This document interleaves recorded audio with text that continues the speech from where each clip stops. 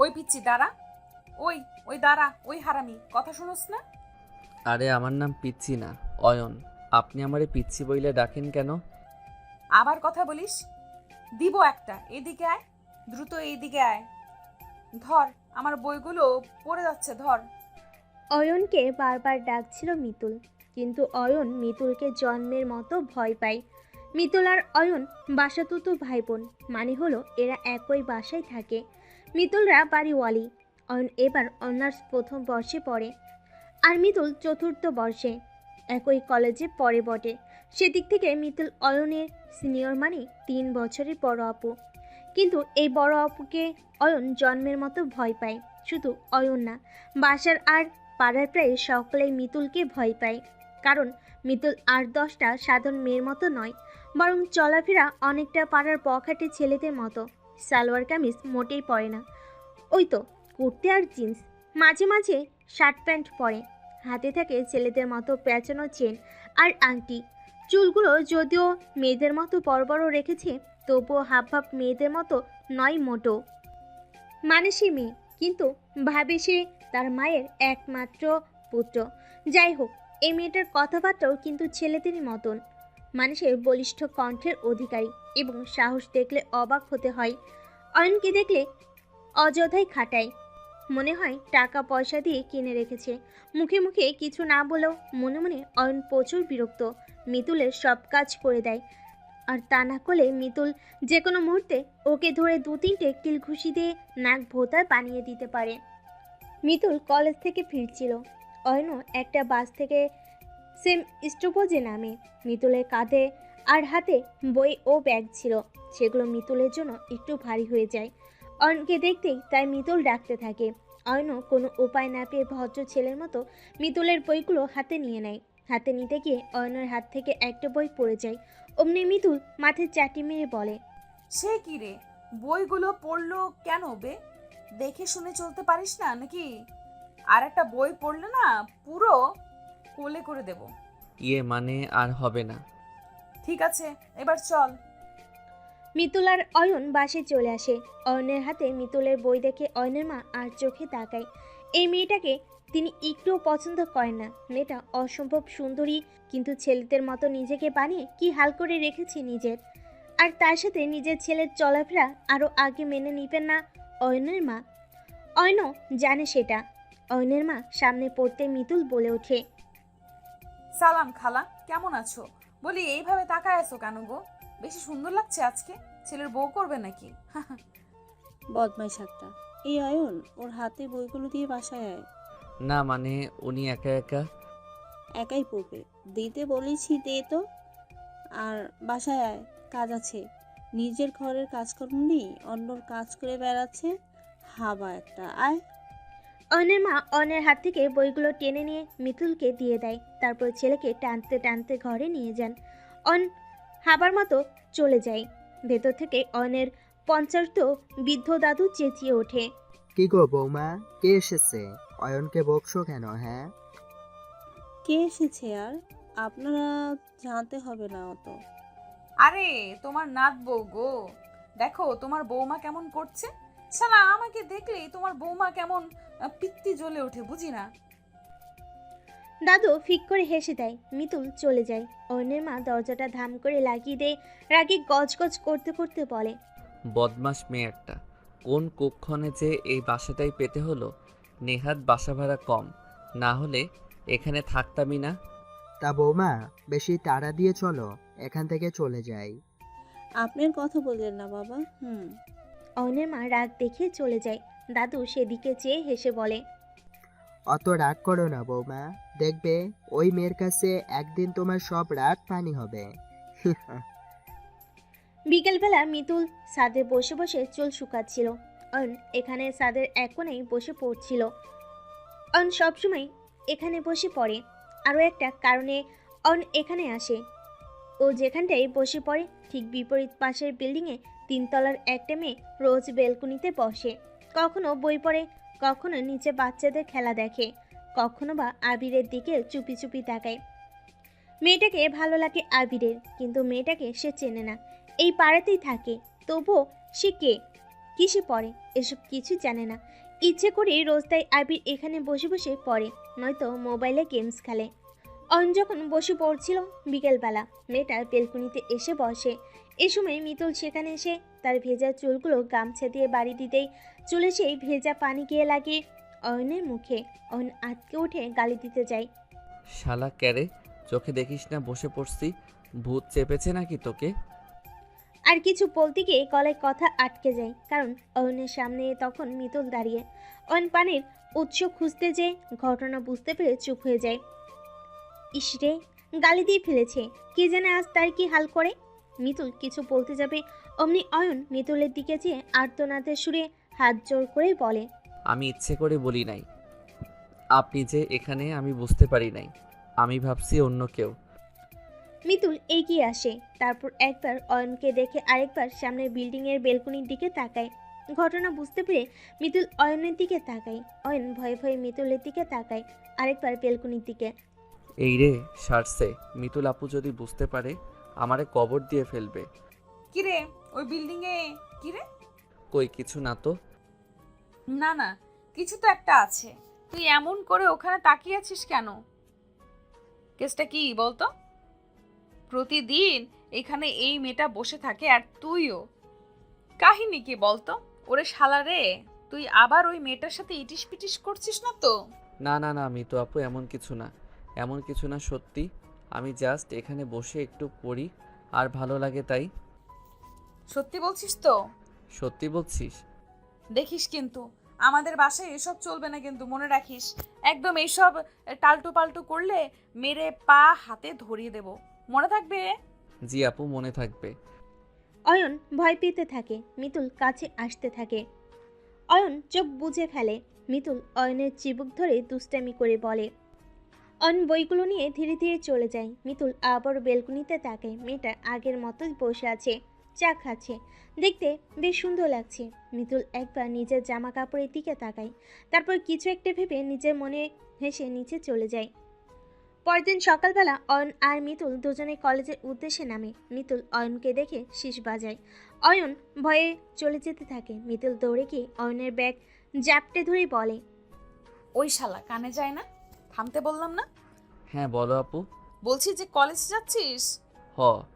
চল, আমিও যাব, আমার সাথে চল। আরে না না, আমি পারবো। অযথা তুমি। হুম, পারবি মানে কি পারবি তুই? বলেছি না আমি যাব। কথা না শুনলে কি হবে জানিস তো? মেরে পা হাতে ধরিয়ে দেবে।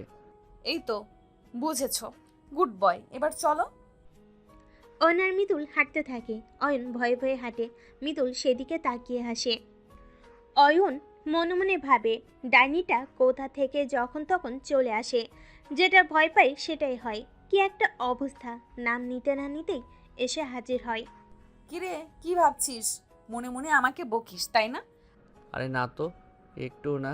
আচ্ছা অয়ন, একটা কথা বলতো, তুই আশাকে ভয় পাস? না মানে হ্যাঁ, একটু পাই। পেতে হবে না। আর তুই আমাকে আপু বলে ডাকিস কেন? আমি মাত্র তো 3 বছরের সিনিয়র। আপু বলতে হয় আবার মিতুল বলে ডাকবি। কিন্তু। আবার কিন্তু? ঠিক আছে আপু। ও সরি মিতুল। ওরা দুজন কলেজের উদ্দেশ্যে হাঁটতে থাকে। বিকেলবেলা অয়ন আজ ভয়ে সাথে যায় না। অয়ন জানে ওখানে গেলেই অয়ন বেলকনিতে তাকাবে, আর মিতুল সেটা দেখলে ওর খবর আছে। সেজন্য বাসায় বসে আজ বিকালটা পার করে দেওয়ার চিন্তা করে। এদিকে মিতুল ছাদে গিয়ে হাঁটছিল, হঠাৎ কি মনে করে নিচে নেমে এলো। তারপর সোজা ওদের বাসার সামনের ফ্ল্যাটে গিয়ে নক করলো। নক খুলে দিল অয়নের দাদু। মিতুলকে দেখে একই সাথে আশ্চর্য ও উৎফুল্ল হয়ে জিজ্ঞেস করলো। আরে আরে, ইয়াং লেডি, তুমি আসো আসো। তুমি তো আসোই না, একটু তো আসতে পারো নাকি? বুড়োর এমন উষ্ণ আতিথ্যতায় মিতুল খানিকটা অবাক ও অপ্রস্তুত হয়ে যায়। ও ভেবেছিল ঝাড়িটারি খাবে। অন্যের মাঝে ও কি পছন্দ করে না তাও ভালো মতো জানে, কিন্তু এই বুড়ো লোকটা তো ভালোই পাত্তা দিল ওকে। মিতুল আরেকটু খাতির জমাতে একেবারে জড়িয়ে ধরে বলল। ও দাদু, আপনি কি ভালো! আপনাকে দেখলেই মন ভালো হয়ে যায়। আপনি নিশ্চয়ই অয়নের দাদু তাই না? আমার আসলে কথা হয় না তেমন। ওই আপনার বৌমার একটু মাথার তার ছিঁড়ে আছে কিনা তাই। কিন্তু আজ মনে হলো একটু আপনার সাথে দেখা করি, সময় কাটাই। কি বলেন তো? আমার তো আবার দাদুও নাই জানেন। মিতুলের কথায় অয়নের দাদু পুরোপুরি গলে যায়। তিনি একটু চেঁচিয়ে ডাকেন, অয়ন, অয়ন, দাদু ভাই দেখে যা তো একটু। অয়নের মা ভেতর থেকে জবাব নিল, বলি কি হলো আবার আপনার? সব তো দিয়েই আসলাম। অয়ন পাশে নি বাবা, একটু বাইরে গেছে। কিছু লাগবে? না না মা, কিছু লাগবে না, বাদ দাও। অয়ন নেই শুনেই মিতুলের মনটা খারাপ হয়ে গেল। ছেলেটা প্রতিদিন এ সময় সাথে থাকে, আজ নেই, কি হলো? আচ্ছা, ও ভয়ে আসা বন্ধ করেনি তো? সময় কাটছে না বলে বাইরে চলে গেছে, এটাই কি হতে পারে? মেবি অয়ন যেহেতু নেই এখানে থেকে আর কি করবে, কিন্তু বেরোলে যাতে ওর দাদু বুঝতে না পারে, বুঝলেই সমস্যা। দাদু, আমি তো ভুলে গেছি আমার একটা ইম্পর্টেন্ট অনলাইন ক্লাস আছে জানো। ইস, এক্ষুনি জয়েন না করলে ওরা আমায় কিক মারবে। আমি বরং অন্য একদিন আসবো, কেমন? আরে আসলে কিছু খেয়ে নাও বস, গল্প করি। না দাদু, আজ সময় নেই। নিশ্চয়ই আরেকদিন আসবো, চিন্তা করবেন না। দাদুকে আর কিছু বলার সুযোগ না দিয়ে মিতুল বেরিয়ে পড়ে। দাদু মনে মনে হাসে। তিনি ভালো মতোই বুঝেন যে মিতুল কোন ক্লাস করতে বেরিয়েছে। তিনি মনে মনে হেসে দেন। মিতুল অলিতে গলিতে একটু হাঁটাহাঁটি করে। একটা সিগারেটের প্যাকেট বের করে সিগারেট জ্বালায়। সচরাচর মিতুল সিগারেট খায় না, কিন্তু যখন অতিমাত্রায় কিছু নিয়ে চিন্তা করে তখন দু একটা সিগারেট চালান না করলে তার হয় না। এই মুহূর্তে মিতুল অয়নের চিন্তায় পড়ে গেছে। কেন পড়েছে সেটা ও নিজেও জানে না। ওর শুধু মনে হচ্ছে যে অয়ন এ সময় ছাদে থাকার কথা, মিতুলের ওকে বই নিয়ে বসে পড়তে দেখার কথা। প্রতিদিন তাই হয়, আজ কেন অয়ন নেই? এ সময় হঠাৎ পাশের একটা গলিতে চিৎকার চেঁচামেচি শুনে মিতুল, কি হলো, কেসটা কি? এত সারের মতো চেঁচাচ্ছে কে? মিতুলের হঠাৎ মনে হলো এটা অয়নের গলা। মিতুল দৌড়ে গেল, গিয়ে দেখে পাড়ার কয়েকটা ছেলে মিতুলকে মারছে। মিতুল দৌড়ে গিয়ে কয়েকটার কলার ধরে কিছুক্ষণ রামলীলা চালায়, তারপর জিজ্ঞেস করে, কি বে, ওকে একলা পেয়ে কেলাচ্ছিস? আমাকে চিনিস কে? পা ভেঙে হাতে ধরিয়ে দেবো একদম। এলাকার পোলাপান খুব ভালো করে মিতুলকে চেনে। অয়নদের বাড়িওয়ালের একমাত্র মেয়ে সে। ওর বাবা ডিআইজি অফিসার। বাবা সৎ হলেও মেয়েটা হয়েছে গুন্ডা। গুন্ডা মেয়ে আর ডিআইজি বাবা, তার উপর এলাকায় ওদের প্রতাপ। ভয় না পেয়ে উপায় আছে? একটা ছেলে কাঁপতে কাঁপতে বলে, আপু ইচ্ছে করে মারিনি, আসলে অয়ন এখানে দাঁড়িয়ে ওই মেয়েটাকে দেখছে, আর মেয়েটা আমার গার্লফ্রেন্ড, তাই এবার আপনি বলুন। মিতুল ছেলেটার কলার ছেড়ে দেয়, ইশারা করে ছেলেগুলোকে চলে যেতে বলে। ওরা যেতেই মিতুল অয়নের দিকে তাকায়। মিতুলের এই মুহূর্তে রাগ হচ্ছে প্রচুর। আশ্চর্য, অয়নের ইচ্ছে হতেই পারে কারোর দিকে তাকানোর, হোক কারোর গফ। অয়ন তাকে উকি মারতেই পারে, কিন্তু মিতুলের কেন রাগ হচ্ছে? মিতুল রাগে দুঃখে অয়নকে বলে ওঠে, কিরে, এসবের মানে কি? হ্যাঁ, তুই আমাদের বাসায় থেকে এসব লুচুগিরি করিস? ছি ছি, এই জন্যই কি ছাদে বসতি? ওয়েট, আর এই জন্যই ছাদে গিয়ে দেখতে পারিসনি বলে আজ তুই বাসার নিচে নেমে ওরে শালারে তুই তো পুরো কেলো করে দিয়েছিস। তোকে তো কঠিন শাস্তি দিতে হবে। না আপু, আমাকে ছেড়ে দাও প্লিজ। আর বাসায় ভুলেও বলো না, মা মেরে ফেলবে একদম। আশার মা প্রেম একদম পছন্দ করেন না। তাই নাকি? ঠিক আছে, বলবো না। এখন বাসায় চল, আর এই আপুর ডিকশনারিটাও ক্লোজড কর আপাতত। আপুর ডাক শুনলে নিজেকে বুড়ি মনে হয়। অয়ন ভয়ে ভয়ে মিতুলের পিছনে হাঁটে। মিতুল খানিকটা হাঁটে, তারপরে থেমে হঠাৎ অয়নকে বলে, এই শোন, বলছি ওই মেয়েটারে আর কখনো লুকিয়ে দেখবি না, ঠিক আছে? অয়ন মাথা নাড়ায়। মিতুল হাসে। ওরা হাঁটতে থাকে। একটা ফুচকার দোকান দেখে মিতুল অয়নকে জিজ্ঞেস করে, খাবি? না। অয়ন মাথা নাড়ায়। মিতু জোর করে নিয়ে যায়। তারপর দুজন মিলে ফুচকা খেতে থাকে। অয়ন ভয়ে ভয়ে মিতুলের দিকে তাকায়। মিতুল মুচকি হাসে। পরের দিন সকালবেলা মিতুল কলেজে যাওয়ার জন্য নিচে নামছিল। অয়নও নামছিল। হঠাৎ মিতুলকে দেখে থমকে যায় অয়ন। তারপর আবার দ্রুত উঠে উপরে চলে যায়। আবার কি মনে করে নিচে নামে। তারপর মিতুলকে একটা চোখ মেরে ভো তোড় দেয়। ঘটনার আশঙ্কিক কথায় মিতুল হা হয়ে যায়। মানে এই বলদ হাবাটা তাকে চোখ মারল, এটাও হয়? মিতুল মনে মনে হাসে। রাতে মিতুল বসে ফোনে গেম খেলছিল। তখন মিতুলের বাবা আসে। বাবা, কি হলো? আসো, কিছু বলবে? মিতুলের বাবা এসে বসে। উনি রাশভারী মানুষ। তেমন কথা বলেন না, যা বলেন খুব ভেবে বলেন। মেয়ের রুমটার চারপাশে চোখ বুলান। পুরো ঘরে কিসব স্টিকার লাগানো, কিসব বিদেশি ছেলের ছবি। এরা নাকি কুস্তিগির, নাটক করে, মুভি করে। দেখি বমি আসে। মেয়ের কি রুচি! এদের ছিঁড়ি দেখেই মেয়েটা এমন অদ্ভুত সাজে। দিন দিন মেয়েটা মাত্রা ছাড়িয়ে ফেলেছে। কে বিয়ে করবে এমন কোলে? বিষণ্ণ মনে বলেন। শোন মিতুল, কাল একটু ঘরে থাকিস, কলেজে যাস না। তোকে দেখতে কিছু লোক আসবে। আমাকে দেখতে? আমি কি চিড়িয়াখানার পোষা প্রাণী নাকি দেখতে আসবে? বাবা আসতে বারণ করে দাও। তুমি না কি যে বলো। আমি মজা করছি না, তোমাকে দেখতে আসবে মানে তোমার বিয়ের সম্বন্ধে এসেছে, বুঝতে পেরেছো? কাল এরা কোণে দেখা করতে আসবে। বাবা তুমি পাগল হয়ে গেলে? বিয়ে আর আমি? কেন, তুমি কি মঙ্গল গ্রহে থেকে আসা এলিয়েনকে নাকি বিয়ে করার কথা শুনে এত অবাক হচ্ছ? শোনো বাবা, ওসব আমি পারবো না। আমি পড়াশোনা করব, চাকরি করব, ব্যাস। এসব আমাকে দিয়ে হচ্ছে না। সেসব বললে তো হবে না। তোমার মন মতো তুমি সব সময় চলেছ, কারো কথা শুনিনি। এখন বড় হয়েছো, তোমার প্রতি আমার দায়িত্ব বেড়েছে। আমি আমার কাজ করব। আগামীকাল ওরা দেখতে আসবে, কথা শেষ। কোনো ঝামেলা করলে আমাকে আর বাবা বলে পরিচয় দেবো না। ভেবো, তোমার বাবা মারা গেছে, তোমার সাথে আমার আলাপ শেষ। বাকি আলাপ তোমার মার সাথে। আসছি। মিতুলের বাবা চলে যায়। মিতুল রাগে কষ্টে ক্ষোভ ছেড়ে তার জিনিসপত্রের উপর।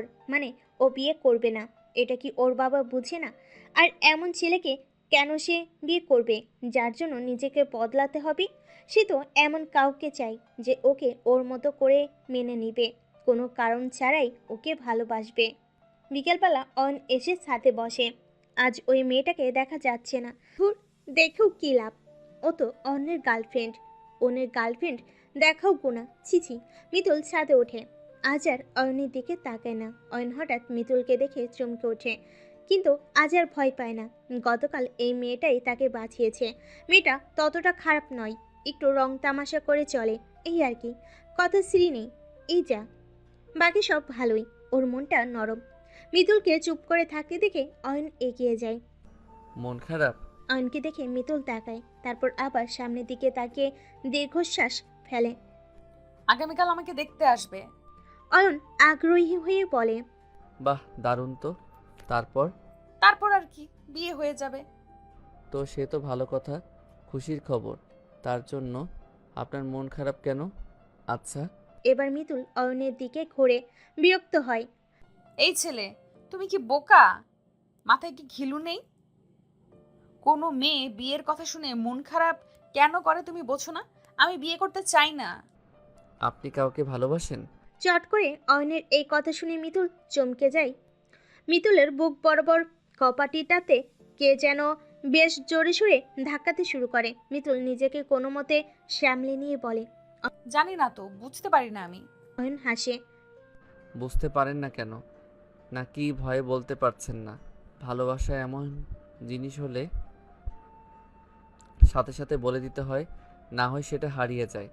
কথাটা বলে অয়ন পাশের বিল্ডিংয়ের দিকে তাকায়। সে মেয়েটা এখন আর বসে না। অয়নেরও মন খারাপ হয়। অয়নের কথা শুনে মিতুলের চোখের এক কোণে পানি জমে। সে কি আসলে সেই মানুষটাকে ভালোবাসে? বাসলেও কি তার ভালোবাসা কেউ মেনে নিবে? সমাজ কি বৈধতা দেবে তার যে অসম প্রেম? কিন্তু অয়নকে আর কিছু না বলে মিতুল চুপচাপ চলে যায়। অয়ন সেদিকে অবাক হয়ে তাকায়। এই মেয়েটা এত চুপচাপ হয়ে গেছে যেন অয়ন সেটা মানতেই পারছে না। বলা যায় তার ভালো লাগছে না। মেয়েটাকে বরং চঞ্চল, উদ্ভ্রান্ত, রাগী হিসাবেই মানাই বেশি। আরে ব্যাচে কাকে যেন ভালোবেসে মরে শেষে ধুকে ধুকে। অয়ন মিতুলের জন্য প্রভুর কাছে প্রার্থনা করে। ইয়া আল্লাহ, মিতুল আপুকে তুমি তার মনের মানুষের সাথে বিয়ে দিয়ে দাও। আপুর মনটা ভালো করে দাও। এরপর চলে যায় মাঝে দুদিন। মিতুল নিজেকে ঘরবন্দি করে নেয়। অয়ন জানতে পারে না মিতুলের সাথে কি হয়েছে। ওকে কে দেখতে আসছে, বিয়ে ঠিক। মিতুল কাউকে জিজ্ঞেসও করতে পারছে না, কাকে জিজ্ঞেস করবে। কিন্তু অয়নের বেশ জানতে ইচ্ছে হচ্ছে। সেদিন রাতে অয়নের দাদু অয়নকে আর তার পরিবারের সবাইকে ডেকে পাঠায়।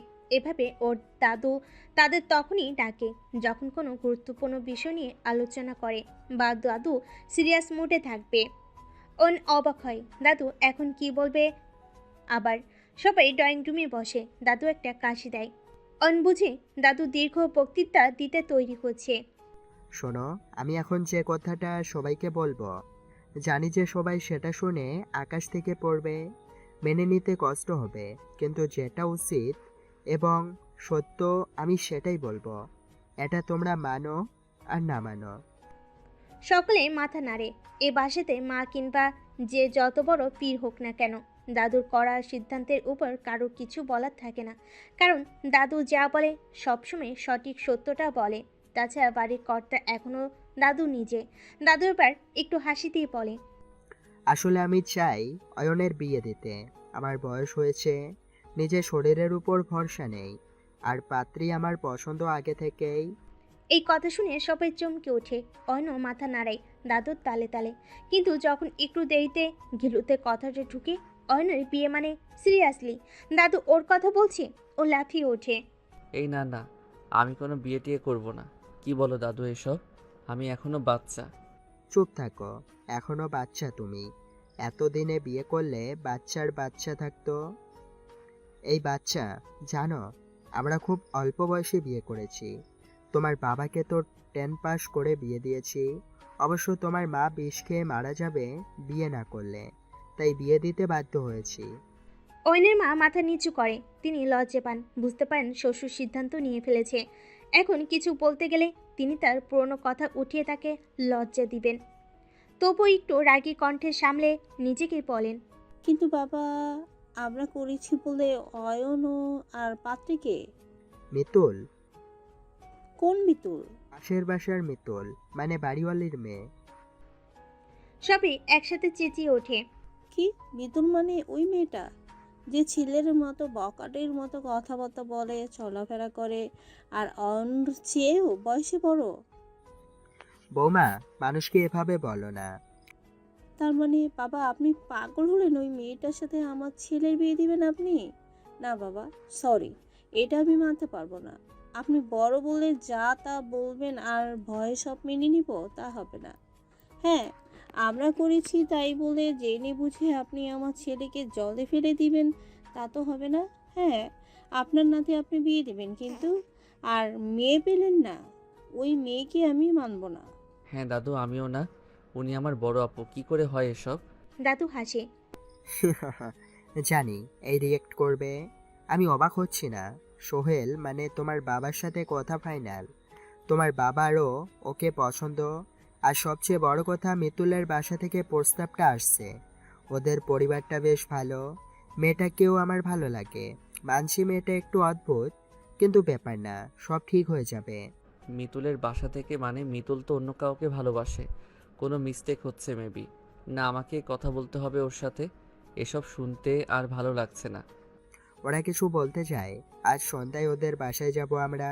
কেউ কোনো সিন ক্রিয়েট করবেন না। আমার কথাই শেষ কথা। হার মানতে পারবেন না যে সে বাসা থেকে চলে যেতে পারো। আমি অনেক ভেবেই এ সিদ্ধান্ত নিছি।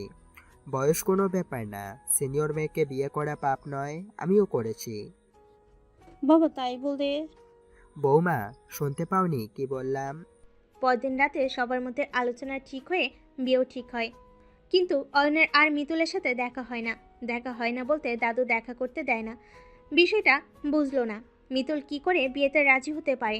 একটা বার তো অয়নের সাথে কথা বলবে, আর ও তো অন্য কাউকে ভালোবাসে। কি করে অয়নকে মেনে নিল ও? কি যে হচ্ছে কিছুই বুঝছে না ও। মিতুলের সাথে কথা বলার দরকার। বিয়ের 3 তারিখ ঠিক হলো। কেনাকাটা হলো সবার অমতে। আর দাদার বাড়াবাড়িতে বিয়ে হলো। মিতুলের সাথে ওর আর কথা বলা হলো না। এর ফাঁকে একবার মিতুলের সাথে দেখা করতে চেয়েছি অয়ন। মিতুল দেখা করেনি। কেন করেনি জানে না অয়ন।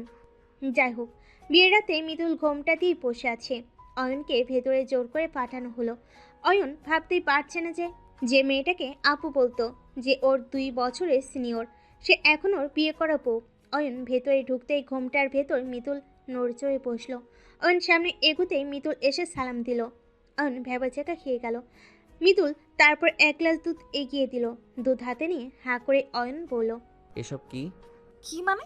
আপনার দুধ? কি? আর আপনি আমাকে আপনি করে বলেন কেন আপু? আপনি তো আমার বড়। অয়নের কথা শুনে মিতুল এক ঝটকায় ঘোমটা সরিয়ে কলার ধরে বলে, শালা ইয়ার কি করিস?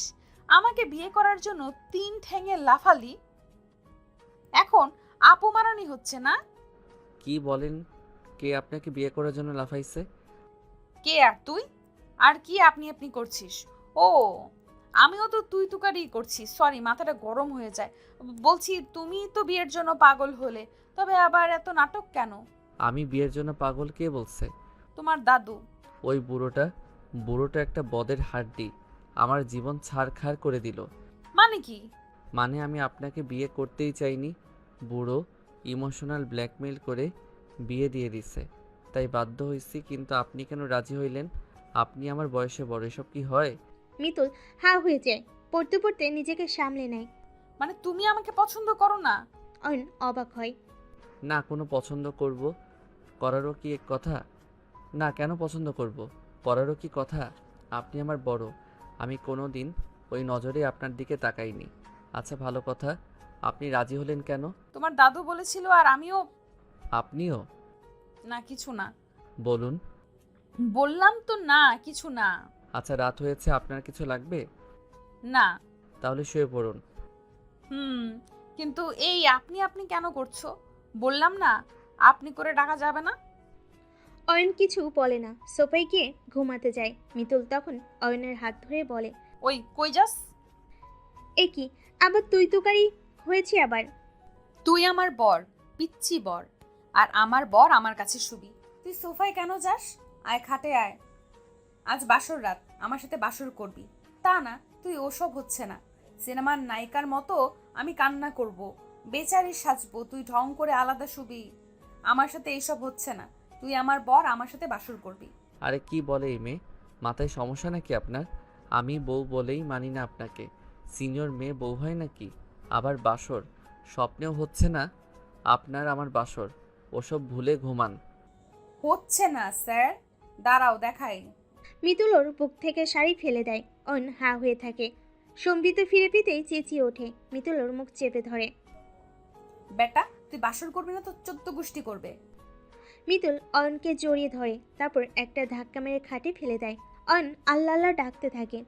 আল্লাহ, এই মেয়ের হাত থেকে আজ আমায় বাঁচাও। ঠিক এ সময় দরজার একটা কড়া নাড়ার শব্দ হয়। মিতুল দৌড়ে উঠে নিজেকে ঠিক করে অয়নকে চোখ রাঙিয়ে দরজা খুলে দিতে বলে। মিতুল গিয়ে ঘোমটা দিয়ে বসে পড়ে। অয়ন দরজা খুলে, সামনে দাদা দাঁড়িয়ে আছে। ভালোই হলো, বউটার আজ খবর আছে। কি একটা যন্ত্রণায় ফেলে দিল ওকে। আজ বউকে বোঝাবে মজা। কি হলো এত রাতে? সর সামনে থেকে, সর বেটা, দেখি আমার বুড়ি কই। তোমার বুড়ি মানে? মানে আবার কি, তোর বুঝতে হবে না? দাদা ঘরে যেতে মিতুল দৌড়ে গিয়ে সালাম দেয়। দাদা ঘোমটা সরিয়ে মিতুলের হাতে টাকা গুজে দেয়। মিতুল নিতে চায় না, দাদা জোর করে। আরে আমার বুড়ি এত সুন্দর, মাশাল্লাহ। মিষ্টি মুখটা দেখলে তো মিষ্টিও দিতে হয় নাকি? মিষ্টি তো আর আমি আনতে পারিনি, তাই মিষ্টির টাকাটা দিলাম। মিষ্টি কিনে খেয়ে নিও। অবশ্য মিষ্টি দেওয়ার মতো লোক তোমার হয়ে গেছে। বলে দাদা মিতুলকে ধাক্কা দেয়। মিতুল লজ্জা পায়। অয়ন রেগে যায়। বুড়ো তো লাজ শরম নাই, কিছুই হবে না। কিসব বলছে বড় অপুর সাথে? দাদা হয়েছে তোমার? কেন, ডিস্টার্ব করছি নাকি? সইছে না? মিতুল আর দাদা হাসতে থাকে। মিতুল দাদাকে বেশ পছন্দ করে। মানুষটা দিল খোলা। উনি মিতুলকে বউ করে এনেছেন। অনার সহ্য করতে না পেরে দাদার সাথে চেঁচায়। প্রথমবারের মতো চেঁচায়। থামবে তুমি? তোমার হাসি আমার সহ্য হচ্ছে না। দাদা থমকে যায়। মানে? মানে হলো, এই মেয়েটা আমার চেয়ে বয়সে বড়, ছেলেদের মতন চলাফেরা। ও বড় চোর, গফ কিংবা ফ্রেন্ড হতে পারে, বউ বা সোলমেট নয়। তুমি এই বুড়ো দামড়ি মেয়েটার সাথে আমার বিয়ে দিয়েছো, আর এখন এসে মজা করছো। আমার লাইফটা হেল করে দিলে। লজ্জায় বন্ধুদের সাথে আমি মুখ দেখাতে পারবো না। দাদা ধমক দেয়। অয়ন, ধমক দিলে আমি চুপ করব না দাদা। ওর খারাপ লাগলেও আমার কিছু করার নেই। কেন করলে এটা? মিতুল জানতে না তোমায় আমি ভালোবাসি না? মিতুল কিছু বলতে যায়, দাদা ওকে থামিয়ে দেয়।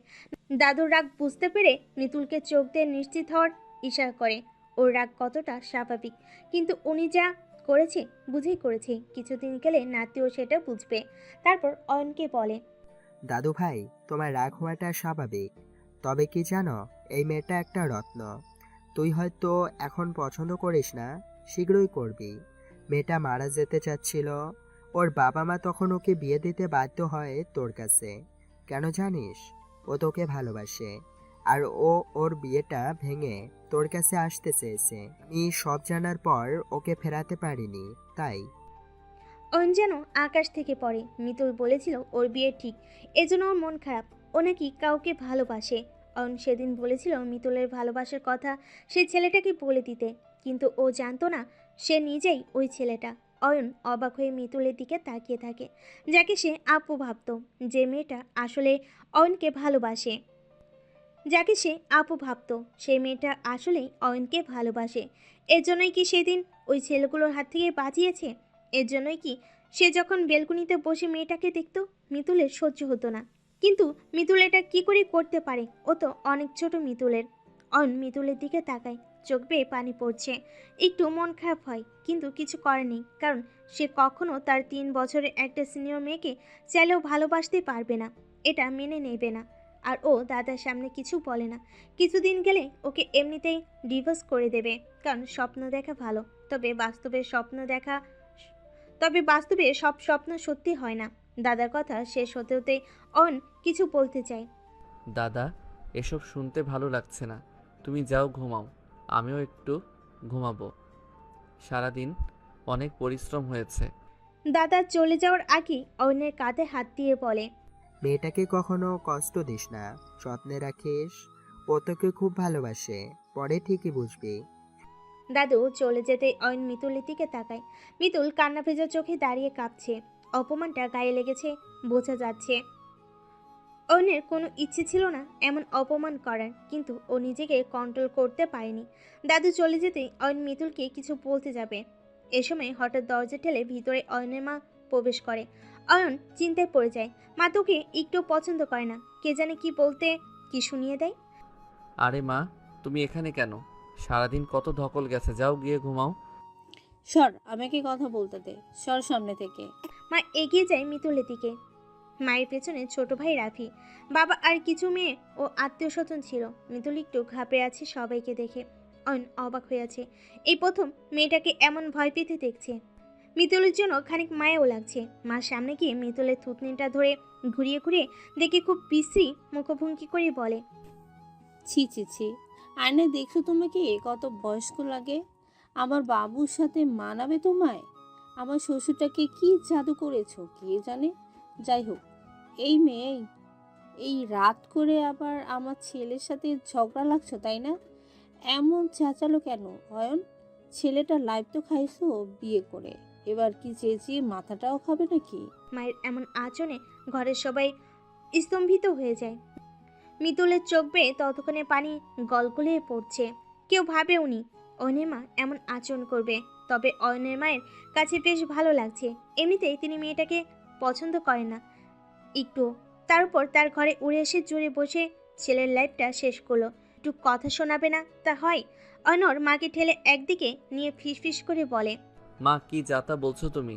চারপাশে মানুষ মিতুলকে কিভাবে দেখছে, যাও তুমি। আরও চেঁচাচ্ছে না, আমি অযথাই চেঁচাইছি। যাও তো, যাও এবার। যাবো মানে? তোকে বশ করে ফেলেছে? অয়ন বিরক্ত হয়। অয়নের বাবা এবার অয়নের মাকে টেনে রুম থেকে বাইরে বের করে নিয়ে আসে। হয়েছে, বহুত বলছো। মা মিতুল, তোমার মায়ের মাথাটা একটু বেশি গরম, তাই যা তা বলছে, তুমি মনে কষ্ট নিও না।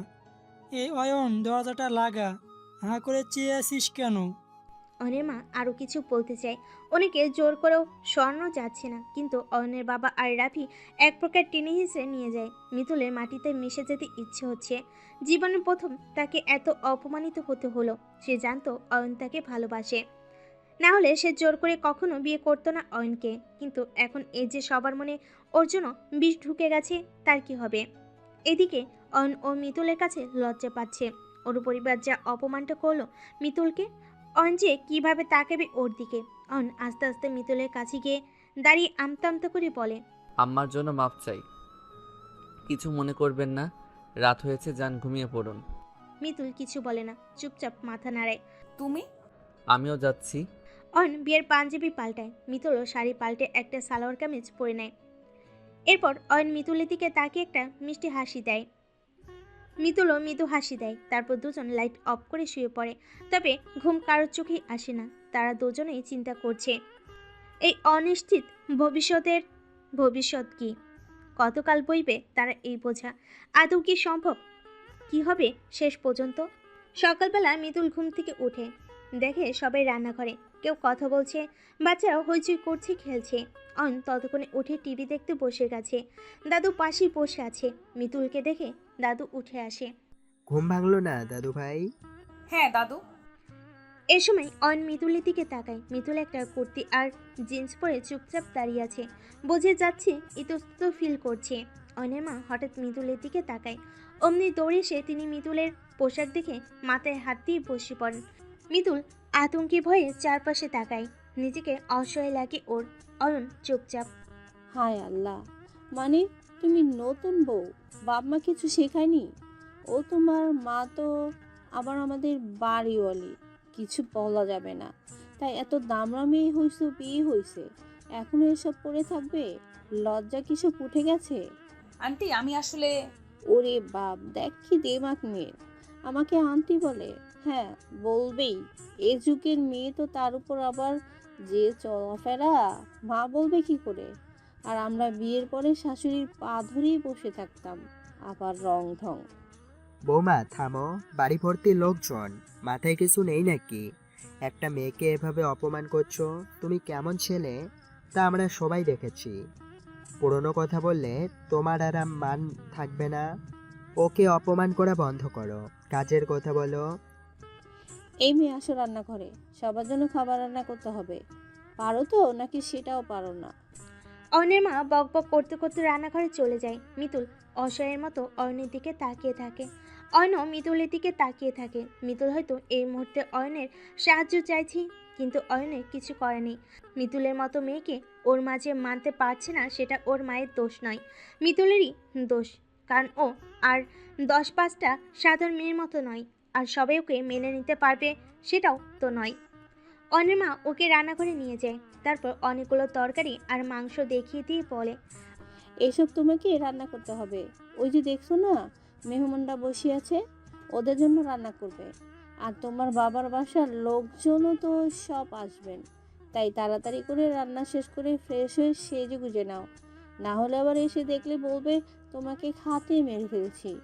এই ঋতু, কই চল তো ওইদিকে, কতটুকু এগুলো দেখি। এই, তুমি কিন্তু সব ঠিকঠাক মতো কইরো। অয়নের মা চলে যায়। মিতুলের খুব কান্না পায়। সবাই যার যার জায়গায় বসে খাচ্ছে, কিন্তু তাকে কেউ ডাকছে না। তারও ক্ষুধা লেগেছে। বাসি তো মা এতক্ষণ নাস্তা বানিয়ে খেতে 80 বার ডাকতো, কিন্তু এখানে। আর মিতুল কিভাবে বা রান্না করবে? ও তো জানে না রান্না বান্না কি, কিভাবে করে। ও তো সারা জীবন নিজের মতোই চলেছে, রান্নাঘরের কাছে পাও মারায়নি, সাধারণ নলেজটুকুও নাই এটা নিয়ে। তাহলে মিতুল কিছুক্ষণ চুপ করে বসে থাকে। এ সময় দাদু আসে। কি দাদু, মনটা খারাপ? আচ্ছা, তুমি তো নাস্তা করোনি সোনা। আসলে বাসায় অয়নের মাই সব করে, এখন একটু রাগ, তাই তোমার সাথে এমন করছে।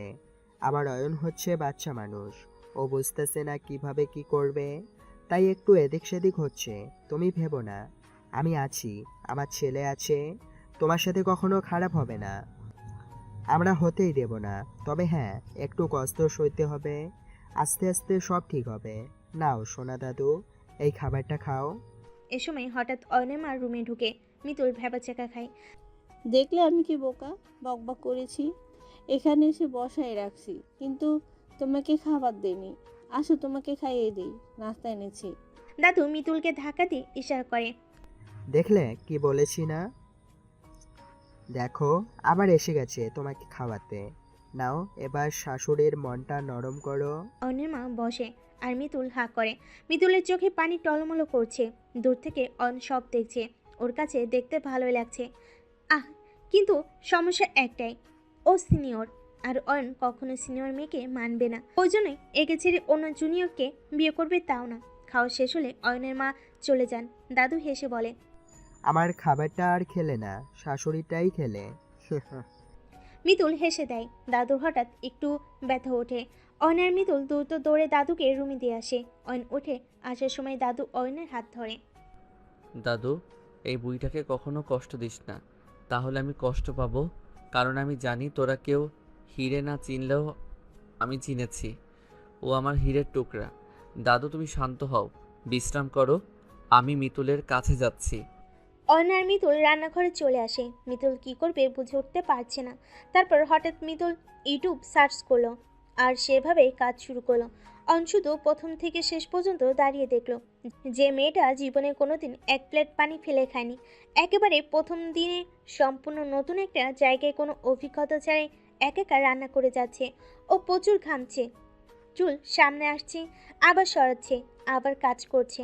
পাশে যে অয়ন সেটা বোধহয় সে জানেই না। অয়ন অবাক হতে হতে মুগ্ধ হয়ে তাকিয়ে আছে। এমন একটা মেয়ে সব পারে। বা রান্না শেষ হয়, অয়ন তখনও দাঁড়িয়ে। মৃদুল একবার তাকিয়ে তারপর উপরে চলে যায়। অয়নের মা এসে সব চেক করেন। বা এত দারুণ রেঁধেছে, মানে এই মেয়ে এত দারুণ রান্না করে, এও সম্ভব। মনে মনে অপছন্দ করলেও এই সত্যিটা অস্বীকার করার উপায় নেই। বৌমা কিন্তু একের। একটু পর সব মেহমান চলে আসে। মিতুল তৈরি হয়ে নিচে নামে। মিতুলকে দেখে সবাই টাসকি খেয়ে যায়, বিশেষ করে অয়ন আর অয়নের মা। মিতুল শাড়ি পরেছে, এই প্রথমবার ওকে সবাই শাড়ি পরে দেখছে। দুহাত ভর্তি চুড়ি, কপালে টিপ, চোখে কাজল, কি সুন্দর করে সেজেছে। আশ্চর্য, ওর ছোট ছোট চুলগুলো কই? আসলে ওগুলো ও কোনো মতে টেনে টুনে পেঁচিয়ে খোপা করে নিয়ে তাতে আবার একটা বড় ফুল গুজে দিয়েছে। কেউ বুঝতেই পারবে না ওর চুল এত ছোট। অয়ন মুগ্ধ হয়ে তাকিয়ে আছে। একেবারে খাঁটি বাঙালি লাগছে মেয়েটাকে। মনে হচ্ছে আকাশ থেকে পরি নেমে এসেছে। মিতুল এসে সবাইকে সালাম দেয়। মিতুলের বাবা মাও এসেছে এখানে। সবাই দাঁড়িয়ে দাঁড়িয়ে খুশি গল্প করছিল। এদিকে দাদু তো ভীষণ খুশি। তিনি মনে মনে মিতুলকে প্রাণ ভরে দোয়া করলেন। আমি জানতাম আমার নাত বউ কত সুন্দরী, আর এও জানতাম আমার নাত বউয়ের এমন রূপ দেখে সবাই টাসকি খাবে, বিশেষ করে যারা তাকে ছোট করেছে। তুই এভাবে লেগে থাক, দেখবি সব কটা মন থেকে মেনে নিতে বাধ্য হবে তোকে, নিজে তোর পিছু পিছু ঘুরবে। তুই এ বাড়ির বউ, সেটা চেঁচিয়ে সবাইকে একদিন বলবে। অয়নের মা কাশতে কাশতে এগিয়ে আসে, তারপর মিতুলকে পেছন থেকে জড়িয়ে ধরে। সবার উদ্দেশ্যে হাসিমুখ করে বলে, এই যে আমার ছেলের বউ, ওর নাম মিতু। আপনারা নিশ্চয়ই চেনেন। সুন্দর লাগছে না? দাদু হাসে, অয়নও মৃদু হাসে। সবাই বেশ প্রশংসা করে। মিতুল একটু অবাক হয়ে তাকায়, তবে খুশি হয়। তখনই হঠাৎ অয়নের মা একটা কাণ্ড করে বসে। তিনি হঠাৎ বলা শুরু করেন, কিন্তু একটা সমস্যা আছে। সেটা কি জানেন?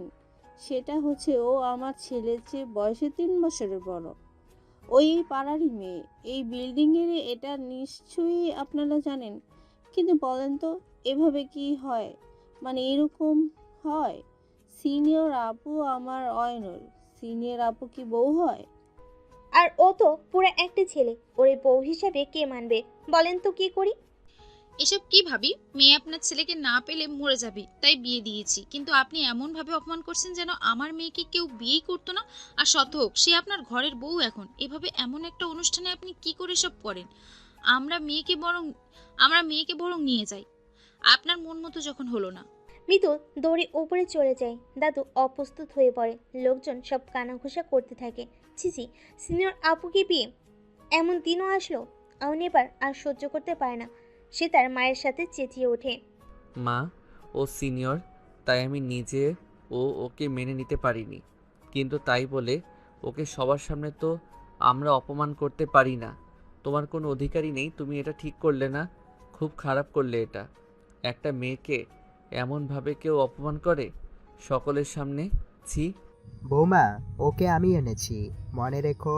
আজকের পর ও যেন এ বাড়িতে বিন্দুমাত্র অপমানিত না হয়। যে এ সাহস করবে সে যেন এই বাড়ি থেকে বেরিয়ে পড়ে। দাদু আর অয়ন মিতুলের বাবা মা উপরে চলে যায়। মিতুল তখনও কান্না করছে। মেহমানরা সব চলে যায়। এমন পরিবেশে আর যাই হোক থাকা যায় না। তবে কেউ কেউ রয়ে যায়। বউ ভাতের মজাদার খাবারটা তো আর মিস করা যায় না। মিতুলের মা এসে জোরাজুরি করে মিতুলকে নিয়ে যেতে। তিনি মেয়ের অপমান বিন্দুমাত্র সইবেন না। তবে মিতুল যাবে না। আর দাদু অনুরোধ করে, মিতুলের দায়িত্ব দাদুর, তিনি সব ঠিক করে দেবেন। মিতুলের বাবা মা চলে যায়। মিতুল মন খারাপ করে সারাদিন ঘরে শুয়ে থাকে। অয়নও লজ্জায় কথা বলে না। বিকেলে দাদু খুব চিন্তা করে একটা বুদ্ধি বের করে। রাতে ওরা সবাই খাবার খাচ্ছিল। দাদু তখন বলে ওঠে, আমি খুব ভেবে সিদ্ধান্ত নিলাম যে মিতুল আর অয়নকে কিছুদিন বাইরে ঘুরতে পাঠাবো, মানে আমার এক বন্ধুর বাড়িতে। ও অনেকদিন থেকে বলছিল যাতে অয়নকে পাঠাই।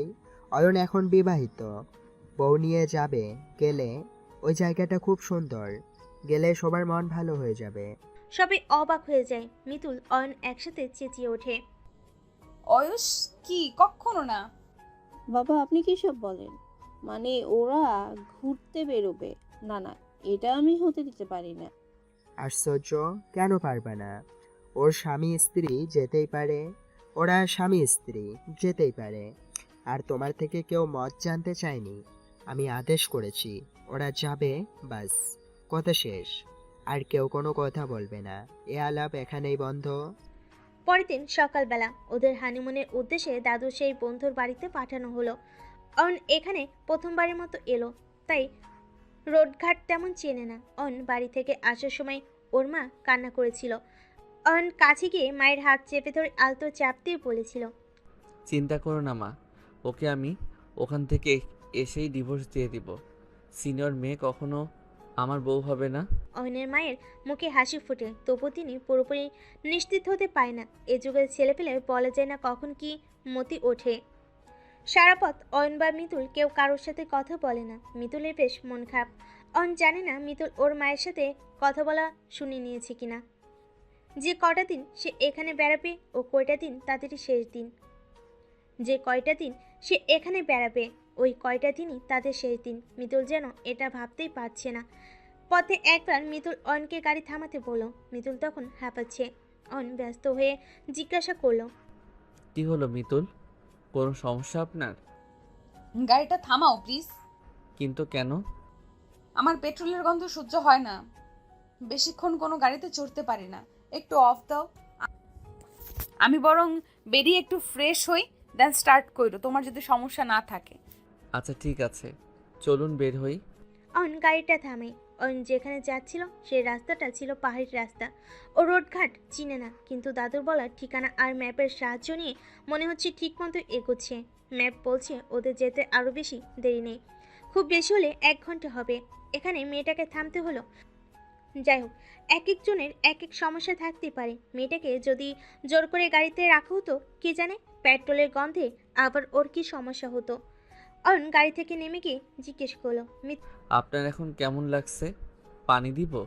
মুখে একটু পানি ছিটিয়ে দিন আর পানিটা খেয়ে নিন, দেখেন ভালো লাগবে। মিতুল পানির বোতলটা হাতে নিয়ে চোখে মুখে পানি দেয়। তারপরে একটু পানি পান করে বোতলটা অয়নের দিকে এগিয়ে দিয়ে বলে, থ্যাংক ইউ, তোমাকে অনেক ধন্যবাদ। আচ্ছা এদিকে আসেন, মনে হচ্ছে এই জায়গাটা বেশ সুন্দর। গাড়ি পার্ক করে রাখি, চলেন আপনাকে নিয়ে এদিকটা একটু হেঁটে আসি, আপনার ভালো লাগবে আর একটু রেস্টও হবে। এমনিতে আমাদের গাড়ির ড্রাইভার আমরা নিজেরাই, আমাদেরকে তাই কেউ কিছু বলারও নাই। কিন্তু গাড়ি যদি কেউ নিয়ে যায়? আপনি বড্ড বোকা আছেন। এমনিতে আমার থেকে বয়স বেশি, কিন্তু বুদ্ধি অত বেশি না আপনার। আমি এত বোকা নাকি গাড়ি এভাবে ফেলে রাখবো? গাড়ির চাবি আমার কাছে না। ও আচ্ছা, চলুন। মিতুল লজ্জা পায়। আসলেই তো, শুধু বয়সের বড়, বুদ্ধিতে ও একটু বড় না। কেমন বোকা বোকা কথা বলে। ওরা দুজন একটু সামনের দিকে এগিয়ে যায়, যেখানে বেশ বড় বড় পাহাড় আছে আর পাহাড় থেকে ঝর্ণার পানি নিচে নামছে। এত অপূর্ব দৃশ্য দেখে মিতুলের যেন হারিয়ে যেতে ইচ্ছে হয়। মিতুল বেশ খুশি হয়ে যায়। ছোট থেকে তার পাহাড়ের চড়ার খুব শখ ছিল, কিন্তু সেটা কখনো পূরণ হয়ে ওঠেনি।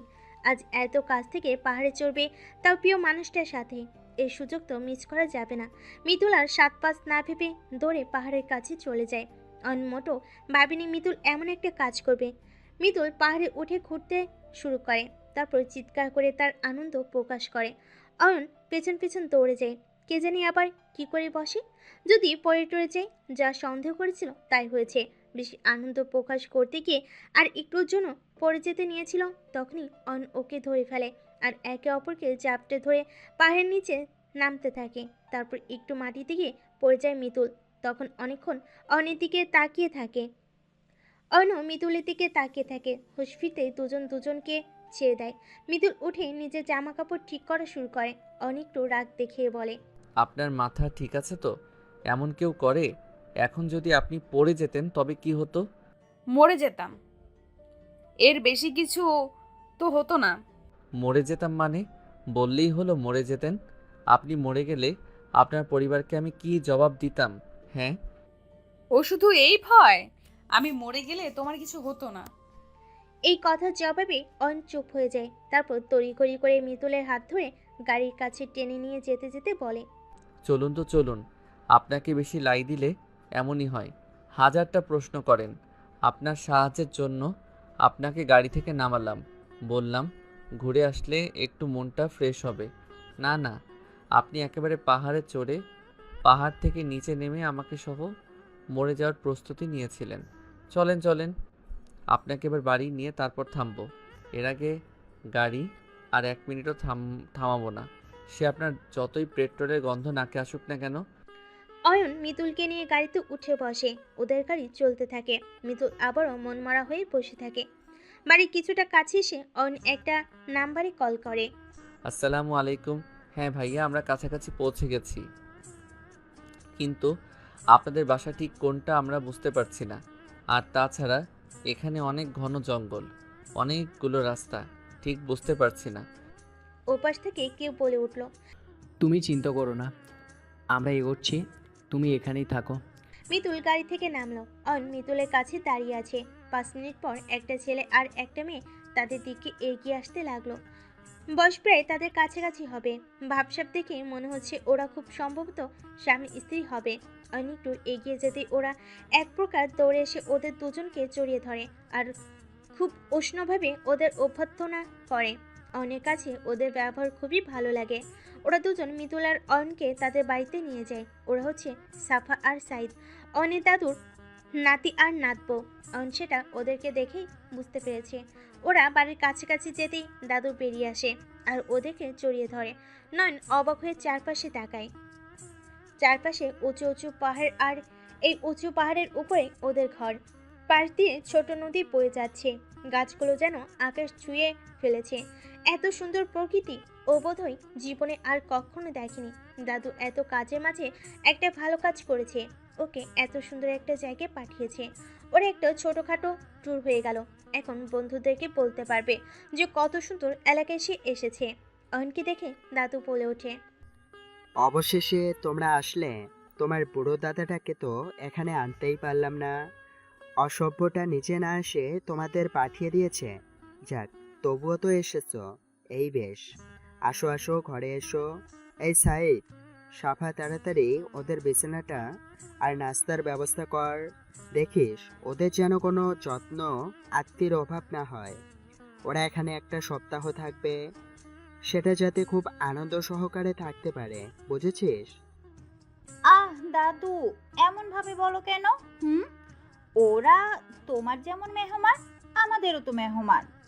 তুমি এমন ভাবে বলতেছো, মনে হইতেছি আমরা তোমাদের চাকর।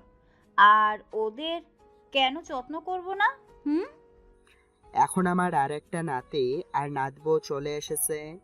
তোরা তো সবসময় আমার কাছেই থাকিস, তাই এখন তোদের থেকে ওদের আমি বেশি ভালোবাসবো। অয়ন আর মিতুল হেসে দেয়। সাফা আর সাইদও হেসে দেয়। দাদুর কথা মতো সাফা আর সাইদ ওদেরকে একটা রুম দেখিয়ে দেয়। এই যে এই রুমটা হচ্ছে তোমাদের, তোমরা এখানটায় থাকবে। সব কিছু আছে, কিছু লাগলে কেবল আমাদের একবার ডাকবে। ব্যাস, বান্দা হাজির। মিতুল অয়ন হাসে। ওরা নিচে চলে যায়। অয়ন রুমের ভিতরে ঢুকে। রুমটা পুরোটা থাই গ্লাস দিয়ে সাজানো। রুমের ভেতর থেকে বাইরের ভিউটা খুব সুন্দরভাবে দেখা যাচ্ছে। তাই বাইরে তাকালে মন ভালো হয়ে যাওয়ার মতো একেবারে। কিন্তু এত সবের মাঝেও মিতুলের কাছে খুবই বিরক্ত লাগছিল।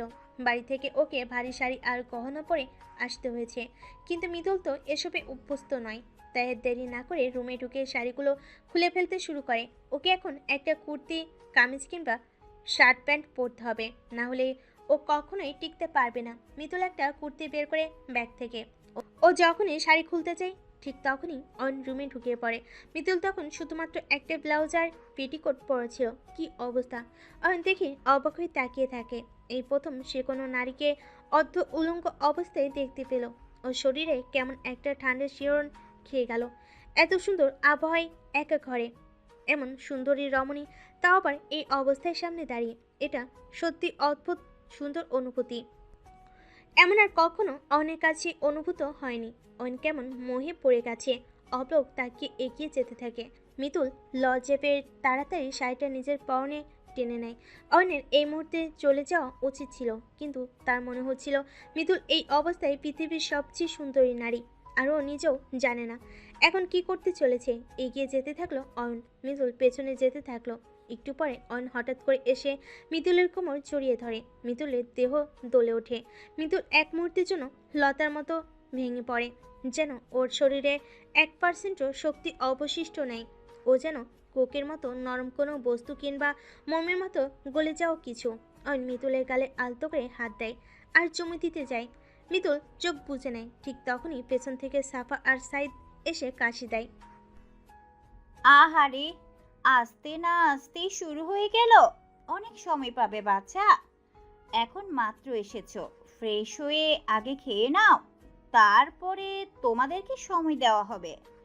তোমাদেরকে সময় দিতে তোমার দাদু এখানে পাঠিয়েছে।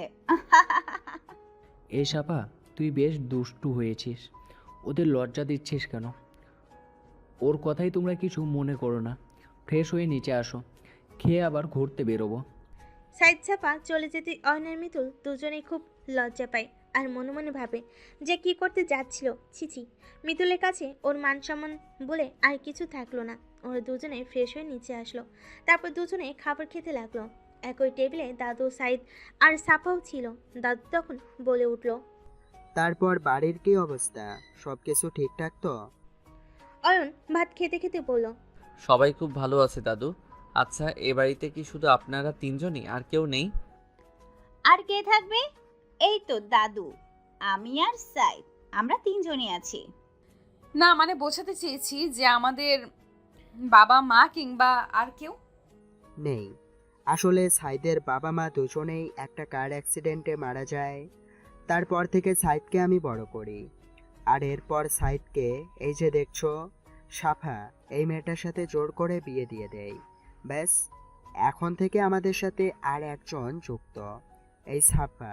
বুঝতে পারলে? ও, আমি খুবই সরি। আমার আসলে এভাবে বলা উচিত হয়নি। আরে না না, এটা তো যে কেউ আসলে আমাদেরকে জিজ্ঞেস করে, এটা খুব কমন ব্যাপার, এতে সরি বলার কিচ্ছু নেই। আচ্ছা ঠিক আছে, খাওয়া শেষ হলে তোমরা আজকের মতো রেস্ট করো, আগামীকালকে আমরা ঘুরতে বেরোবো। আজকে তো প্রায় রাত হয়ে গেছে, তাই আর বেরোবো না। আরে সাপা, তুমি একটা ভেটুর ডিম, বুঝলে? রাত হয়েছে তো কি হয়েছে, রাতে তো বেশ মজা হবে। কি বলো দাদু, ঠিক বলছি না? তোমরা জোয়ান ছেলে মেয়ে, তোমাদের আবার রাত দিন আছে নাকি? ওরা যেতে চাইলে তুমিও সাথে যাবে সাফা, বুঝলে? আর ভয়ের কিছু নেই, আমার টর্চ আর বন্দুকটা নিয়ে যাবে। ব্যাস, এই দুটো নিলেই তোমাদের কোনো ভয় নেই, কেউ কিছু করতে পারবে না। আহ দাদু, তুমিও না এমনভাবে বলছো যেন রাতে বেড়াতে আমরা নামিনি। ওদের সবার খাওয়া দাওয়া শেষ হয়। সবাই মিলে বেশ আনন্দে গল্পগুজব করে। দাদু তখন জিজ্ঞেস করে, তো ইয়াং ম্যান, এই তো, এই এত সুন্দর লেডি কোথায় পেলে? অয়ন আর চোখে মিতুলের দিকে তাকায়। মিতুল অয়নের দিকে তাকায়। তারপর অয়ন খানিকটা বিরক্ত হয়ে বলে, পেয়েছি। আর কই উড়ে এসে ঘাড়ে চড়ে বসেছে? মানে? মানে দুষ্টুমি করেছি। ও আসলে আমাদের বাসারই, মানে আমাদের বাড়িওয়ালার মেয়ে।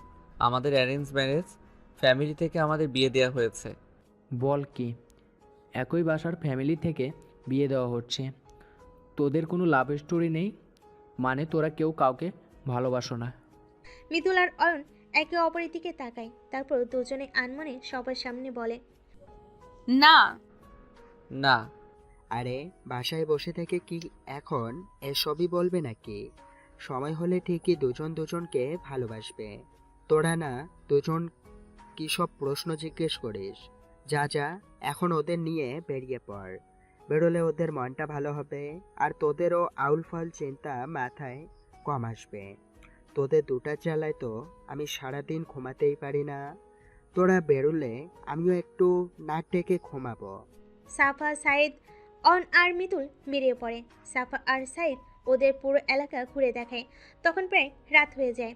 এত সুন্দর জায়গায় আগে কখনো আসেনি ওরা। হঠাৎ করে সামনে কিছু ফুচকার দোকান পড়ে। মিতুলের ফুচকা খুব পছন্দ, যেটা অয়ন জানে। অয়নের মনে হলো এত সুন্দর একটা জায়গায় এসেছে, মেয়েটার একটু খুশি থাকা দরকার। ওদেরকে বলে সবাইকে নিয়ে অয়ন ফুচকা খেতে গেল। মিতুল তো মনে মনে বেশ খুশি হলো। ওরা দুজন ঘুরতে ঘুরতে ক্লান্ত হয়ে পড়লো, হাঁপাতে হাঁপাতে পড়ল। সাইদ ভাই, সাফা এবার একটু থামো না, আর হাঁটতে পারছি না। কি বলে এতটুকুন হেঁটে হাঁপিয়ে গেলে? তোমাকে দেখে তো মনে হয় না ভাই, তুমি আগে চলো। দেখে ম্যাচিওর মনে হয় না, কিন্তু আসলে একটা বোকা, কিছুই বোঝে না, মাথাটা পুরো। অন্যের কথা শুনে তখন হেসে দেয় ওরা। ওরা আবার উঠে হাঁটতে শুরু করে। সাফা আর সাইদ ওদের দুজনকে একসাথে দাঁড় করিয়ে কিছু কেনাকাটা করার জন্য একটা দোকানে যায়। মিতুল আর অয়ন দুজনের সামনে হাঁটতে থাকে, কিন্তু হাঁটতে হাঁটতে একটা বোকাও বুঝতে পারেনি যে ওরা পথ হারিয়ে ফেলেছে। এত পথ হেঁটে মিতুল যখন ক্লান্ত, তখন হঠাৎ অয়নকে বলে ওঠে, ওই দাঁড়ায় আছিস কেন? আমাকে কোলে নাও। কি মানে, কি পাগল টাগল হলে নাকি? পাগল না, ঠিকই আছে, কোলে নে, না হলে কিন্তু কামড়ে দেব। বিশ্বাস হয় না? অয়ন ভয় পেয়ে যায়। এমন পাগলের পাল্লাই পড়লো, এখন নাকি এনাকে কোলে নিতে হবে। আশেপাশের মানুষ দেখলে কি বলবে? আর কোলে না নিলে নাকি কামড়ে দেবে। ভাবা যায়।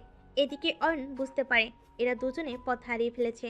অয়ন তাই পাগলিটাকে কোলে নিয়ে সাইদকে কল করে।